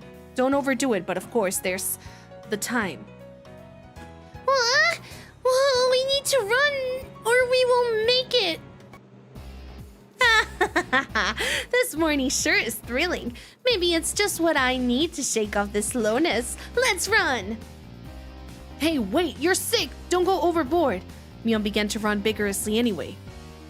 Mi-chan is older than us, right? She knows her own body better than anyone. Surely being older means you know your body better, right? I decided to leave it at that and assume she was fine. Great, then we should get going too. We began to run after Mion. Run. Sugi run. The school looked the same as always. The hours passed listlessly and my lack of sleep took its toll. If there was a sport where people competed by sleeping, I'd be world champion. Me too! Not if I have a say. We'd be competing against each other, fret not. The trick to overcoming this sort of dangerous situation was to hold your pencil upside down. Why, you ask? So you don't draw strange patterns all over your notes while half asleep. If you were holding your pencil upside down, that wouldn't happen, would it? I mean, it's kind of dangerous though. Somebody can get injured. Something that felt like an eraser hit me in the head 6 times. Ow! What was that for, Satoko? haven't done a single thing. Who else would play a prank on me like this? Oh, it was chalk, not an eraser. Huh? Behind me, like a female outlaw might hold racers, was the teacher's shadow, holding 3 pieces of chalk in each hand. Oh my god. Rumble, rumble, rumble. Ibara-kun, go and wash your face. Right, gladly. There was alone. That was alone. Oh my god, that alone was enough to wake me up. But I flew out into the hallway as if shoved out by the pressure exuded by the teacher's sheer power. My record for consecutive hours sleeping, I think I've slept 24 hours straight in the past. I'm not even joking. I'm pretty sure I have slept 24 hours straight in the past. But like after crashing from like really bad exhaustion, to be fair. If I was going to wash my face anyway, then I would rather use the skins out front, rather than the ones in the dark restroom. It was a long time ago, though, to be fair. Thinking that, I left the hallway and went to the entrance. The sunlight was strong, so strong you wouldn't think it was June. I turned the faucet, and with a lifeless bubbling noise, lukewarm water came pouring out. If I let it run for a few moments, would it get cold? I looked at it absent-mindedly for a little while. I knew you'd choose these things, Kei-chan. The ones out front just feel better, don't they? Mion? Oh, no cutting class now. I stuck my hands into the water to find it hot. It had gotten so cold that it seemed strange and had even been warm. I scooped it up and splashed it against my face. Once I was done, I moved out of the way and Mion did the same. Mion, how's your cold doing? You're sleepy because of the medicine, not from the lack of sleep, right? Actually, this is a secret, but after the festival yesterday, I got wrapped up in the party and my relatives were having... in the party my relatives were having. And well, I had a bit. A bit? She made a gesture like she was tilting a cup into her mouth, which means you didn't have a cold or anything. Are you hungover? How old are you? Give me a break. I really don't feel well, you know. I suppose she'd be feeling lousy either way. Still, you treat colds and hangovers in completely different ways. I was worried over nothing. Man, I guess that's just like you, Mion. Mion scratched her head, a little embarrassed. She didn't seem to be feeling well, but now that I knew it was a hangover, I didn't need to worry too much. It would go away with time, after all. Oh, but my head really is pounding, so the teacher told me I should go home early. Ah, you cheater. So are you going home now, Mion? Now that I looked again, Mion had her bag with her. She must have been on her way home. Yep, I feel bad about it, though. I'll get some rest at home like a good girl. Sorry I can't make it to the club. Would you take over as leader for today, Kei-chan? I don't know if that will happen. We have that unspoken rule where we don't do the club unless everyone is there, don't we? Right, Mion? Right, Mion? You wrote that rule, right, Mion? We never did it when you had to go to your part-time job, did we? Mion laughed wryly, saying we didn't need to worry about her. No matter how much fun we have, though, I think that feeling guilty about friends who can share in it is the sign of a really fantastic friendship. In that sense, the club Mion has created is a wonderful thing. As I thought about it, the moisture of my washed face dried up. I suppose we were talking too much. If I didn't get back to the classroom soon, I could get in trouble. Okay, later. I'm going back. Be careful on your way home. Don't wobble into a skewer or a brook, got it? I left it at that, turned around and started heading back to the classroom. Oh, one more thing, Kei-chan. Mion stopped me and I turned my head to listen. What's up? This may sound weird, but don't think too hard about it. Well, that depends on what it is. Last night, near the end of the festival, did you see Tomitake-san or Takano-san anywhere? I suddenly tensed up. You know Tomitake-san and Takano-san, right? You remember, Kei-chan, when the 4 of you were talking during the set up the day before? If I could, I wanted to forget about sneaking into the storehouse that night as soon as possible, so hearing the names of the people I was with at the time really got me. Besides that, though, why was Mion asking me a question like that? I ended up staring at her, unable to answer immediately. Was she asking to see if I had seen them or not, or was she asking the question knowing that I had? I couldn't tell. Well, maybe. I might have seen them around, I don't know. My vague response was clearly not Mion's liking. What answer was she expecting from me? There was no way for me to know. I see. Then, one more question. On the same night, did you see Shion? My heart leapt into my throat again. Tiny needles buried underneath Mion's words pricked into me. Didn't you ask me that yesterday? I think I told you that I wasn't sure if I had or not. Did you? I guess I just thought I'd get a different answer if I asked you again. I'm sending you mind waves right now. I hope you're picking them up. Okay, I'm gonna send you mind waves right now. And you receive them, okay? Alright, sent. There you go. I suddenly noticed something in Mion's eyes, something indescribable. Alright, interesting. Tomitake-san and Takano-san. Shion, too. She was asking me about them. There was no doubt about it. Last night, the four of us snuck into the ritual storehouse. She knew everything. So what? There's not really a curse anyway. That's right. Even Shion and Takano-san said yesterday during the festival that there was no curse, and that rather than a curse, it was the doing of the villagers. My blood curdled. Mion was, almost without a doubt, aware that we snuck into the storehouse. It was nothing strange. I screwed up bad flipping on the light switch last night. If Mion had been searching for me, it was simple to imagine that she had seen that momentary light and come to find out what was going on. Did you really not see her? Why are you so intent on knowing if I did or not? It's not important. It's just that there are some people who are speaking poorly of Tomitake-san, Takano-san, Shion, and you, Kei-chan. I didn't really hear what they were saying, though. Unpleasant sweat dripped down my arms, and the sound of it hanging from my fingertips was so annoyingly loud. I don't believe that you were doing something bad. I just wanted to ask a bit about it, so I did. Sorry for making you uncomfortable, okay? I found myself unable to reply. My reaction must have made it obvious that what the truth was, and yet I couldn't explain myself. Kei-chan, you weren't with Tomitake-san, Takano-san, or Shion, right? Yeah.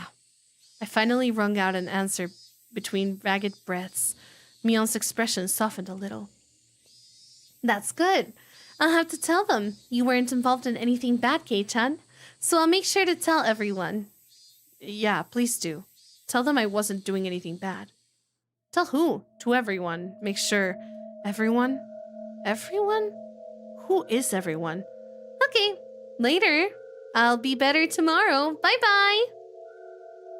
Mion is acting really weird. Wait, Mion, what do you mean by everyone? Just then, a freezing cold hand touched the back of my neck. Hey, you're late, Maebara-kun. How long does it take you to wash your face? It was the teacher. I was taking so long she came out to get me. I'm sorry. I was just speaking to Mion. I turned around, but Mion had crossed through the schoolyard without me, realizing it, and was now standing at the gate. Come back to your studies. Quickly now. The teacher was being insistent. We returned to the entrance. I looked back one more time and Mion was nowhere in sight. Nowhere in sight? Wait. What is that from? Is that Valorant? Pity, you haven't seen well all day, or is it Overwatch? Or Marvel Rivals? I don't remember. Oh, it's one of those. It's clearly because he had far too much fun yesterday. I don't want to be told that by the one who got lost. Your face was all red and you were nearly crying. Satoko-chan was so cute last night. How? My friends did their best to try and cheer me up, but it didn't lighten my mood. Was it far? Kyun? But you? Huh? I'm fine. I may look scrawny, but I've never missed school because of a cold. What? You and Michan didn't look so good today, though. Interesting! Sending you mind waves! Thanks for worrying about me. I'm fine. Idiots don't catch colds, remember? To be honest, I'm gonna be real. I'm sending you mind waves because I don't really remember this part. So, I'm just sending you mind waves. Rena smiled, then waved to me and left. Whew. With my shoulders bobbing up and down from breathing heavily, I entered the house. As soon as I got back in, Mom called out to me. What? Keiichi, I'm sorry, but could you go to the library and return the books for me? Huh? I don't feel like it. Your dad and I have to wait inside the house for a phone call right now, so we can't leave. I need to return them today. Could you please do it? Sheesh. Didn't have to do with Dad's job. No point in arguing if they bring that up. I guess so, but I don't know where the library is. Oh, you don't? It's a little bit past Okinomiya Station. Just then the phone rang. My parents' faces immediately turned grim. Mom snatched up the receiver. Hello? Maibara speaking. I'm sorry? Yes, he's right here. Then she thrust the receiver at my face. It's for you, Keiichi. Don't take too long, okay? Hold on. I need water.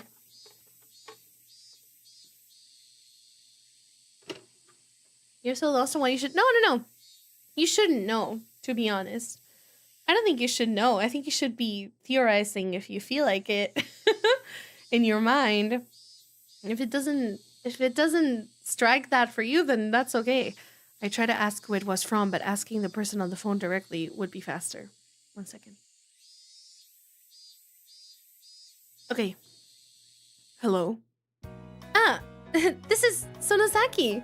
Well, the younger one. Hello. Do you have time to talk right now? It was Shion. The older sister had a hangover today, but the younger made no reference to it. Shion, I thought you'd be sleeping in today with a hangover, same as Mion. What? Mion had a hangover? That's so like her. She laughed warmly, but Mom glared at me, silently telling me to finish up. Whoops, sorry, my parents are waiting for an important call, so I can't talk for too long. What do you need? There's something I wanted to talk about, but if we can't talk long, I guess that's that. She sounded a little disappointed. What should Shion want to talk to me about? Now I was interested. Then how about we meet in person? If you could show me where the library is too, that would be great. You mean the public library near the station? Yeah, that's fine. I go past there on my way to work anyway. Okay, then you know where I usually meet up with Mion? At that intersection where the small path from the Sonosaki house splits? Oh, Kei-chan, did I not tell you? I don't live at the main house. I live in Okinomiya. If we could meet by the ticket machines at Okinomiya Station, that would be great. Main house? Living in Okinomiya. Now that she mentioned it, it's always seemed like the Sonosaki sisters weren't communicating.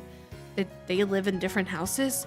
Also, now that she mentioned it, Rena said she'd never met the younger sister, despite going over to play sometimes. Sorry, I just want to see something really fast. We need to scroll quite a bit for this, but, oh, we can't. Shoot. Well, when we saw Mion, didn't he say, like, it looks like she was running from further away from her home, I guess? Let's meet at the station then. I'll go there right away. Bye. I set the receiver down and Mom immediately thrust a large pile of library books in my face. 6 volumes of long-form mystery novels. Mom had her own hobbies. Thank you, Keiichi. Be back by nightfall. Got it. Okay, I'm going. I supposed I'd change my clothes and grab my bike key. I climbed the stairs to my bedroom. Shion had been waiting for me already, so meeting up was a smooth process. Wow, Mion never keeps her appointments. I mean, honestly. Making my sister the standard for everything will get you in trouble. Shion seemed a little unsteady, too. She was drinking with Mion last night, wasn't she? You didn't get any sleep last night either, did you? Don't try and hide it. You definitely went home from school early. Oh, too bad. I've been at home all day in the first place. I'm smarter than Mion after all. Hey, I don't think you can call playing hooky smarter. You should finish your errand first. We don't have that much time. We're going to the library, right? Yeah, thanks. My mom had to return some books by today. Is the library far? No, it's really close by. Interesting!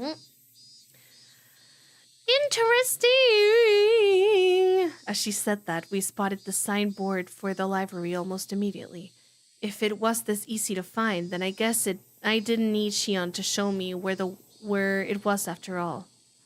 We rode around a bend and the building was right there. Shishimone Public Library.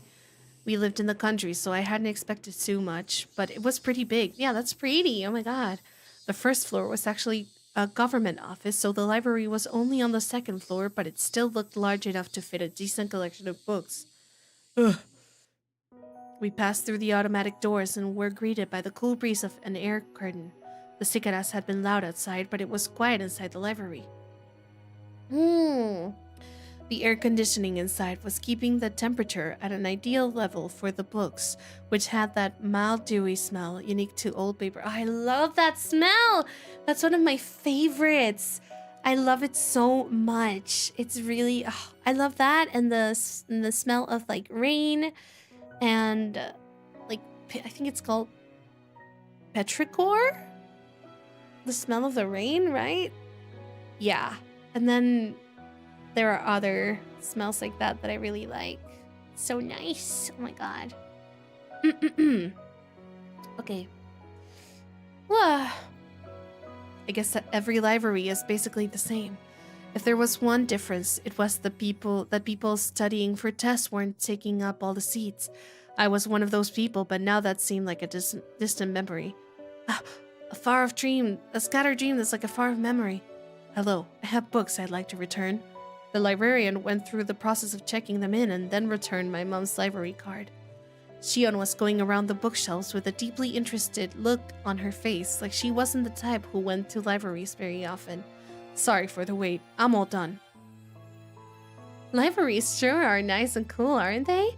I want to work in a library one day. Don't know whether to call that boring or dependable. It's a pretty small dream compared to your sister. What? I love libraries, what's wrong with that? I would also like to work at a library at some point, maybe. Who cares? Mian would definitely want to be a hard-working employee for an international trading company or some other crazy job that involved her running all around the world. Compared to that, what Shion said is pretty heartwarming. Well, we need to keep our differences dear to us. We're not copies. We're two different people, called Shion and Mion. Twins have a lot to think about, huh? Still, it sounds like fun. I don't have any brothers, so there's just me and my parents at my house. It can get a little uncomfortable. It's the same for me. I don't live with Mion after all. Oh, right. She said something like that, didn't she? Why, though? Sisters living apart is unusual. We were getting tired of talking while we were walking. We ended up going to the lounge area, which was vacant, and continuing the conversation. Yes, Mion lives at the main house and I live in Okinomiya. What do you mean by the main house? You make it sound like you're nobility. Well, it's just the main house. The Sonosaki family's main house. Mion's the successor, so she lives with Nana and apparently studies all sorts of things in preparation to be the head of the family. Mion? The head of the family? It kind of fit her personality, but kind of didn't too. Keitan, you just moved here, right? This will sound like I'm boasting, but we of the Sonosaki family are kind of personages around here. Huh? Seriously? The word personage, I think I'm saying that right, didn't really match the extremely sociable air that Mion and Shion gave off. From what Mion explained, the Sonosaki family goes way back to the beginnings of Hinamizawa. After the war, they had a bunch of successful ventures and extended their influence to a wide area. The Sonosaki house is a foundation under which the entire family cooperates. Though the current family head, Grandma, was the one who built it. The entire family would provide backup to help one relative with a business venture. They were like a huge living company. This let them avoid tax-related problems and help relatives' ventures succeed, one after another, using large amounts of money. If you ever go for a walk through Okinomiya, pay attention to the signboards and stuff. There's a ton of shops that are managed by members of the Sonosaki family. Why do they low-key sound like Yakuza?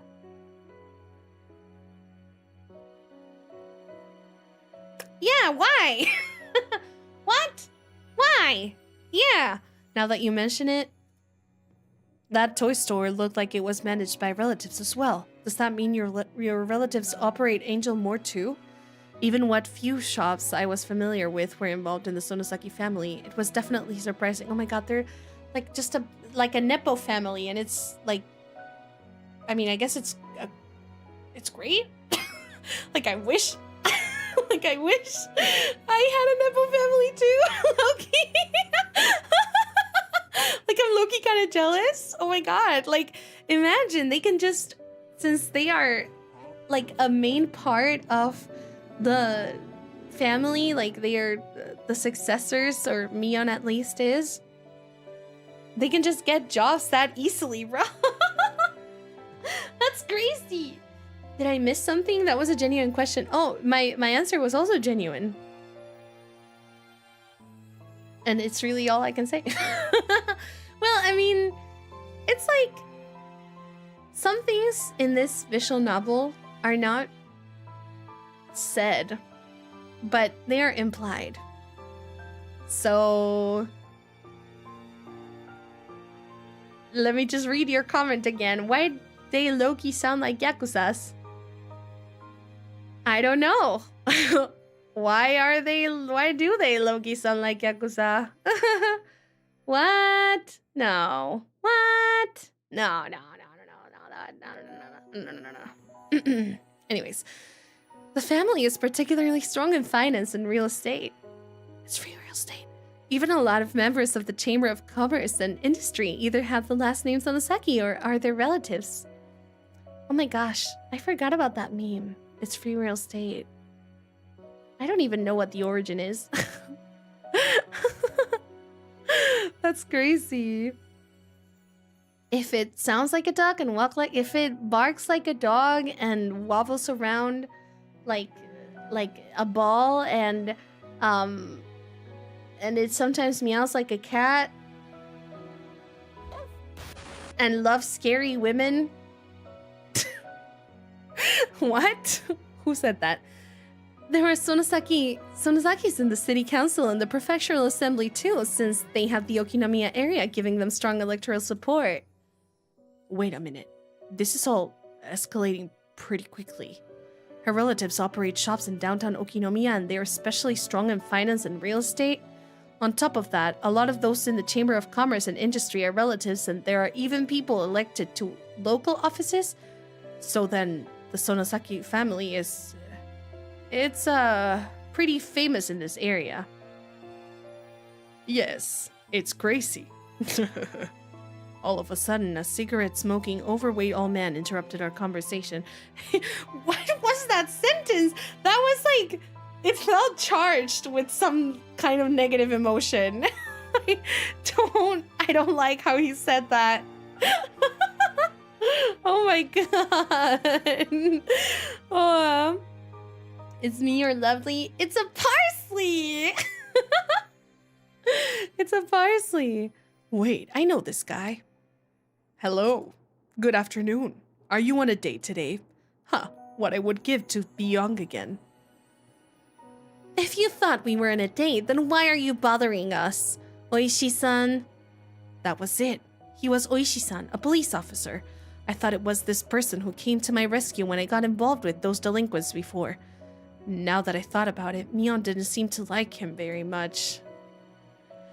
Oh, no. I apologize. I heard a familiar voice, so I came over to see. Oishi-san laughed coarsely, not showing any sign of giving up. As Shion watched him do so, I didn't feel the same sense of malice from her as I had from Mion. My Bada-san, right? You're one tough guy. Two-timing the Sonosaki sisters, are you? Oh! Oh, clock his tea, brother! Clock his tea! Yes! Call him out!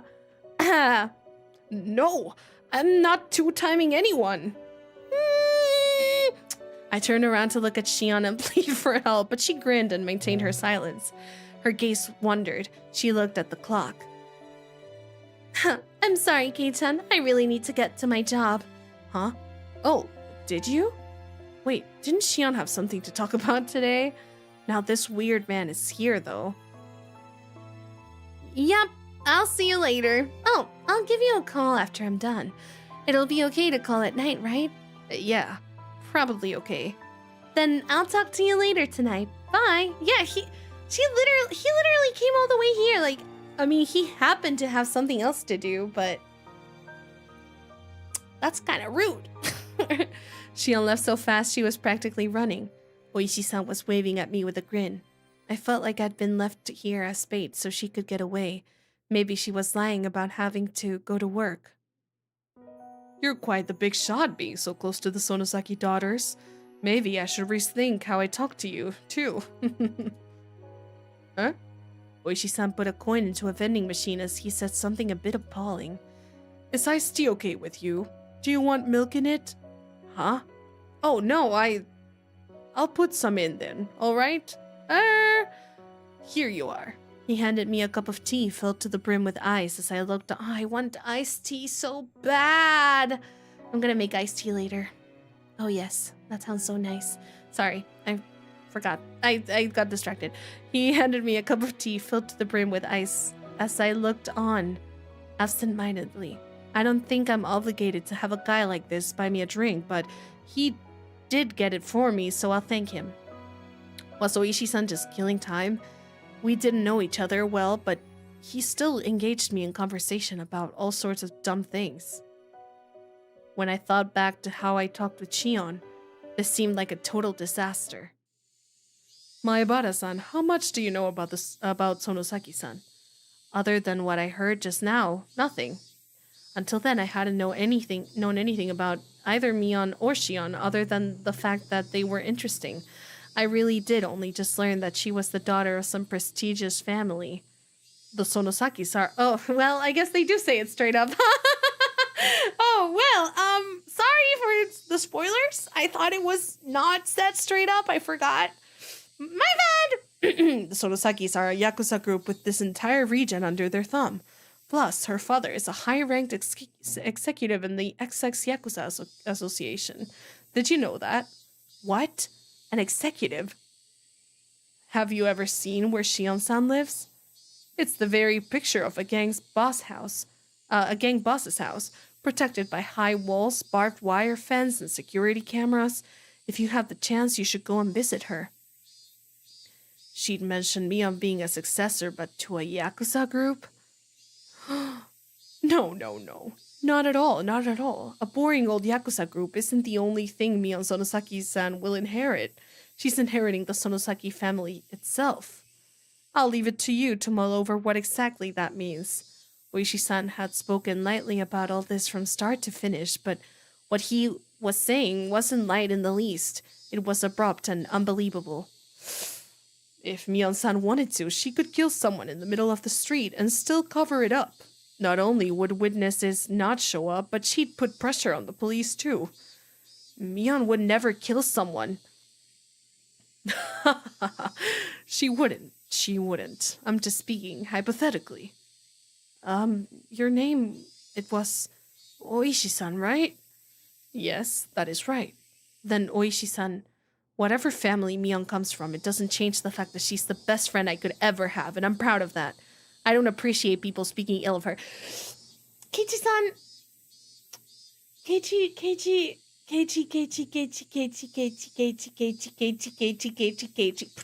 Sorry, I just like, this guy is so stupid most of the time, but when he is smart, it's like, and when he shows up, it's like, you're the best character ever. How are you both the best and the worst character ever. I don't get it. I don't get it. I don't understand him.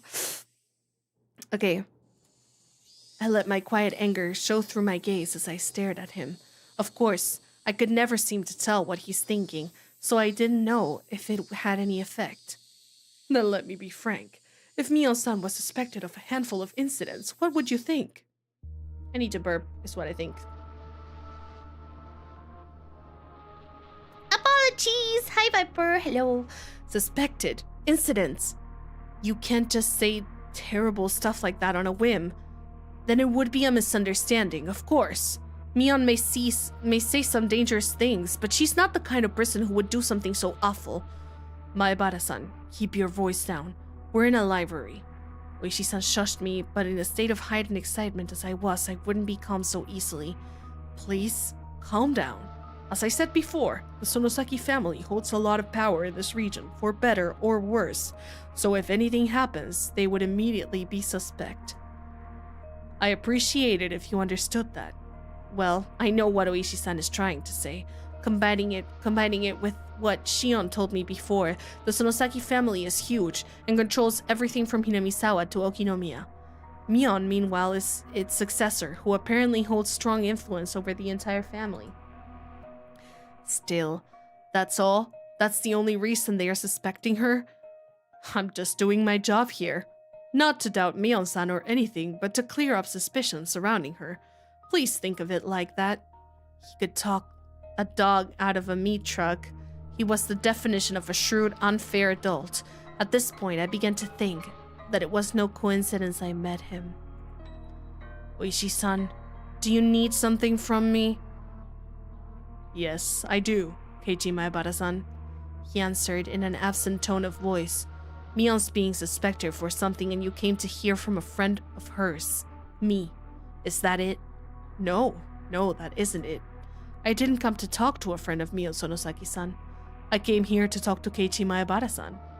It would probably have bothered you had I visit your house. To me? What do the police want with me? Having realized this fake coincidental meeting had me as its target, my mood immediately turned foul. You don't need to be so tense. Calm down and just answer a few questions. Am I being questioned? This is totally illegal, right? Like, doesn't he need like a lawyer? Let's call it a chat with a guy you happened to run into. Oishi-san freely suggested that I relax.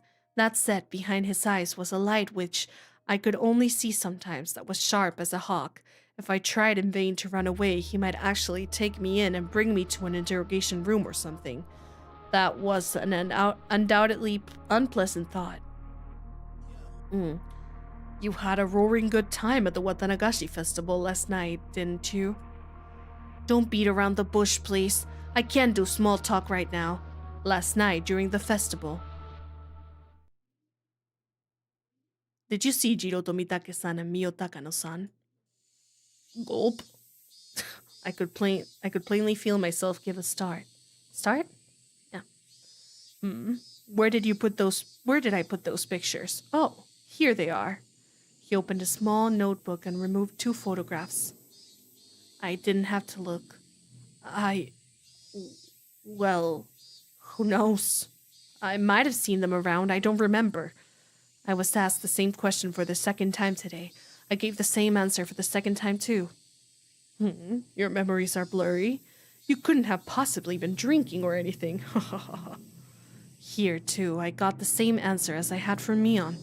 I realized he wasn't taking my vaguely reply well.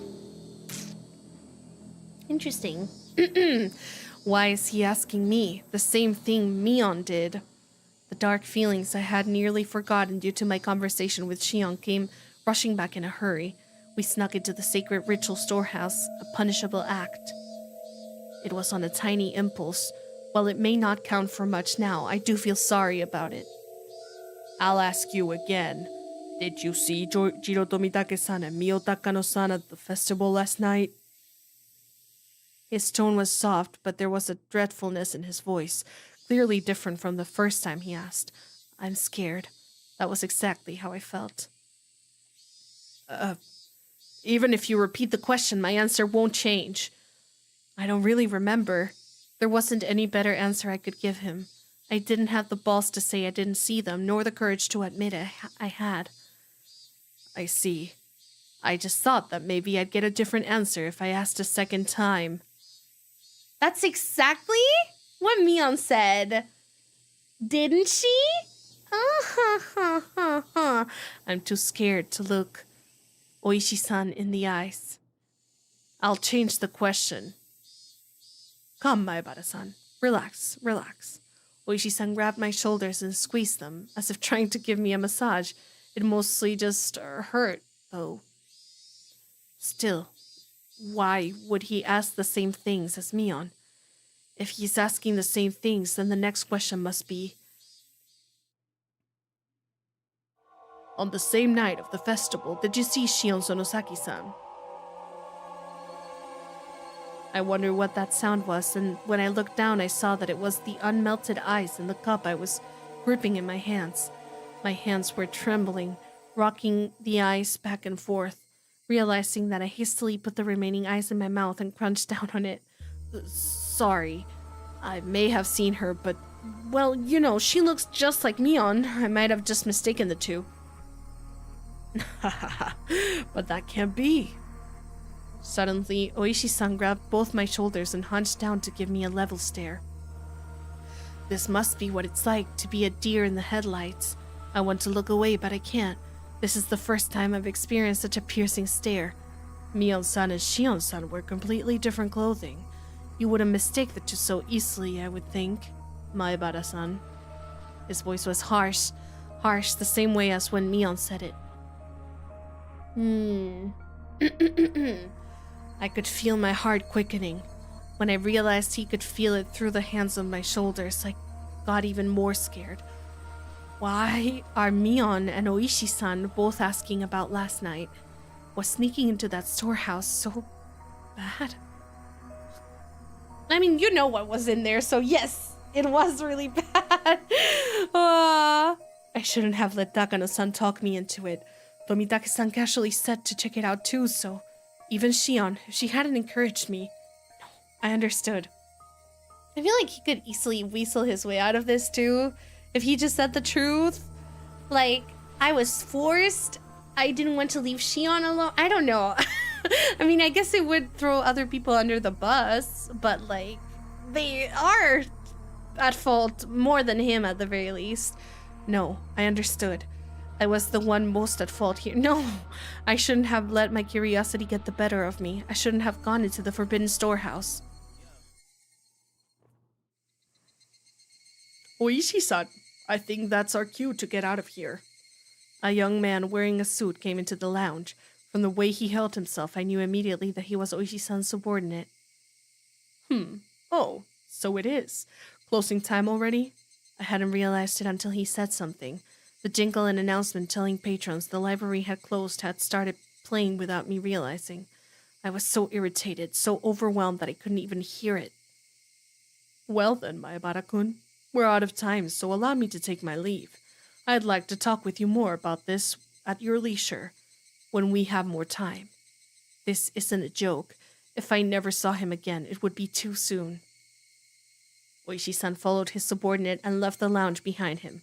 However, he spun back around. Oh, right, Maebara-san. What? Oh, what is it? Those two questions I asked you before. You don't remember well enough to answer either of them, correct? Right. Just so you know, you saw them all yesterday. You were walking along, the four of you, having quite a pleasant time. Near the stone steps, I saw you with my own eyes.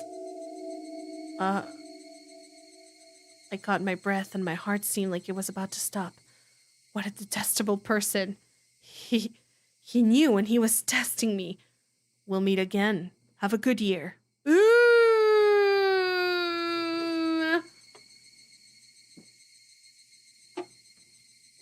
Wow.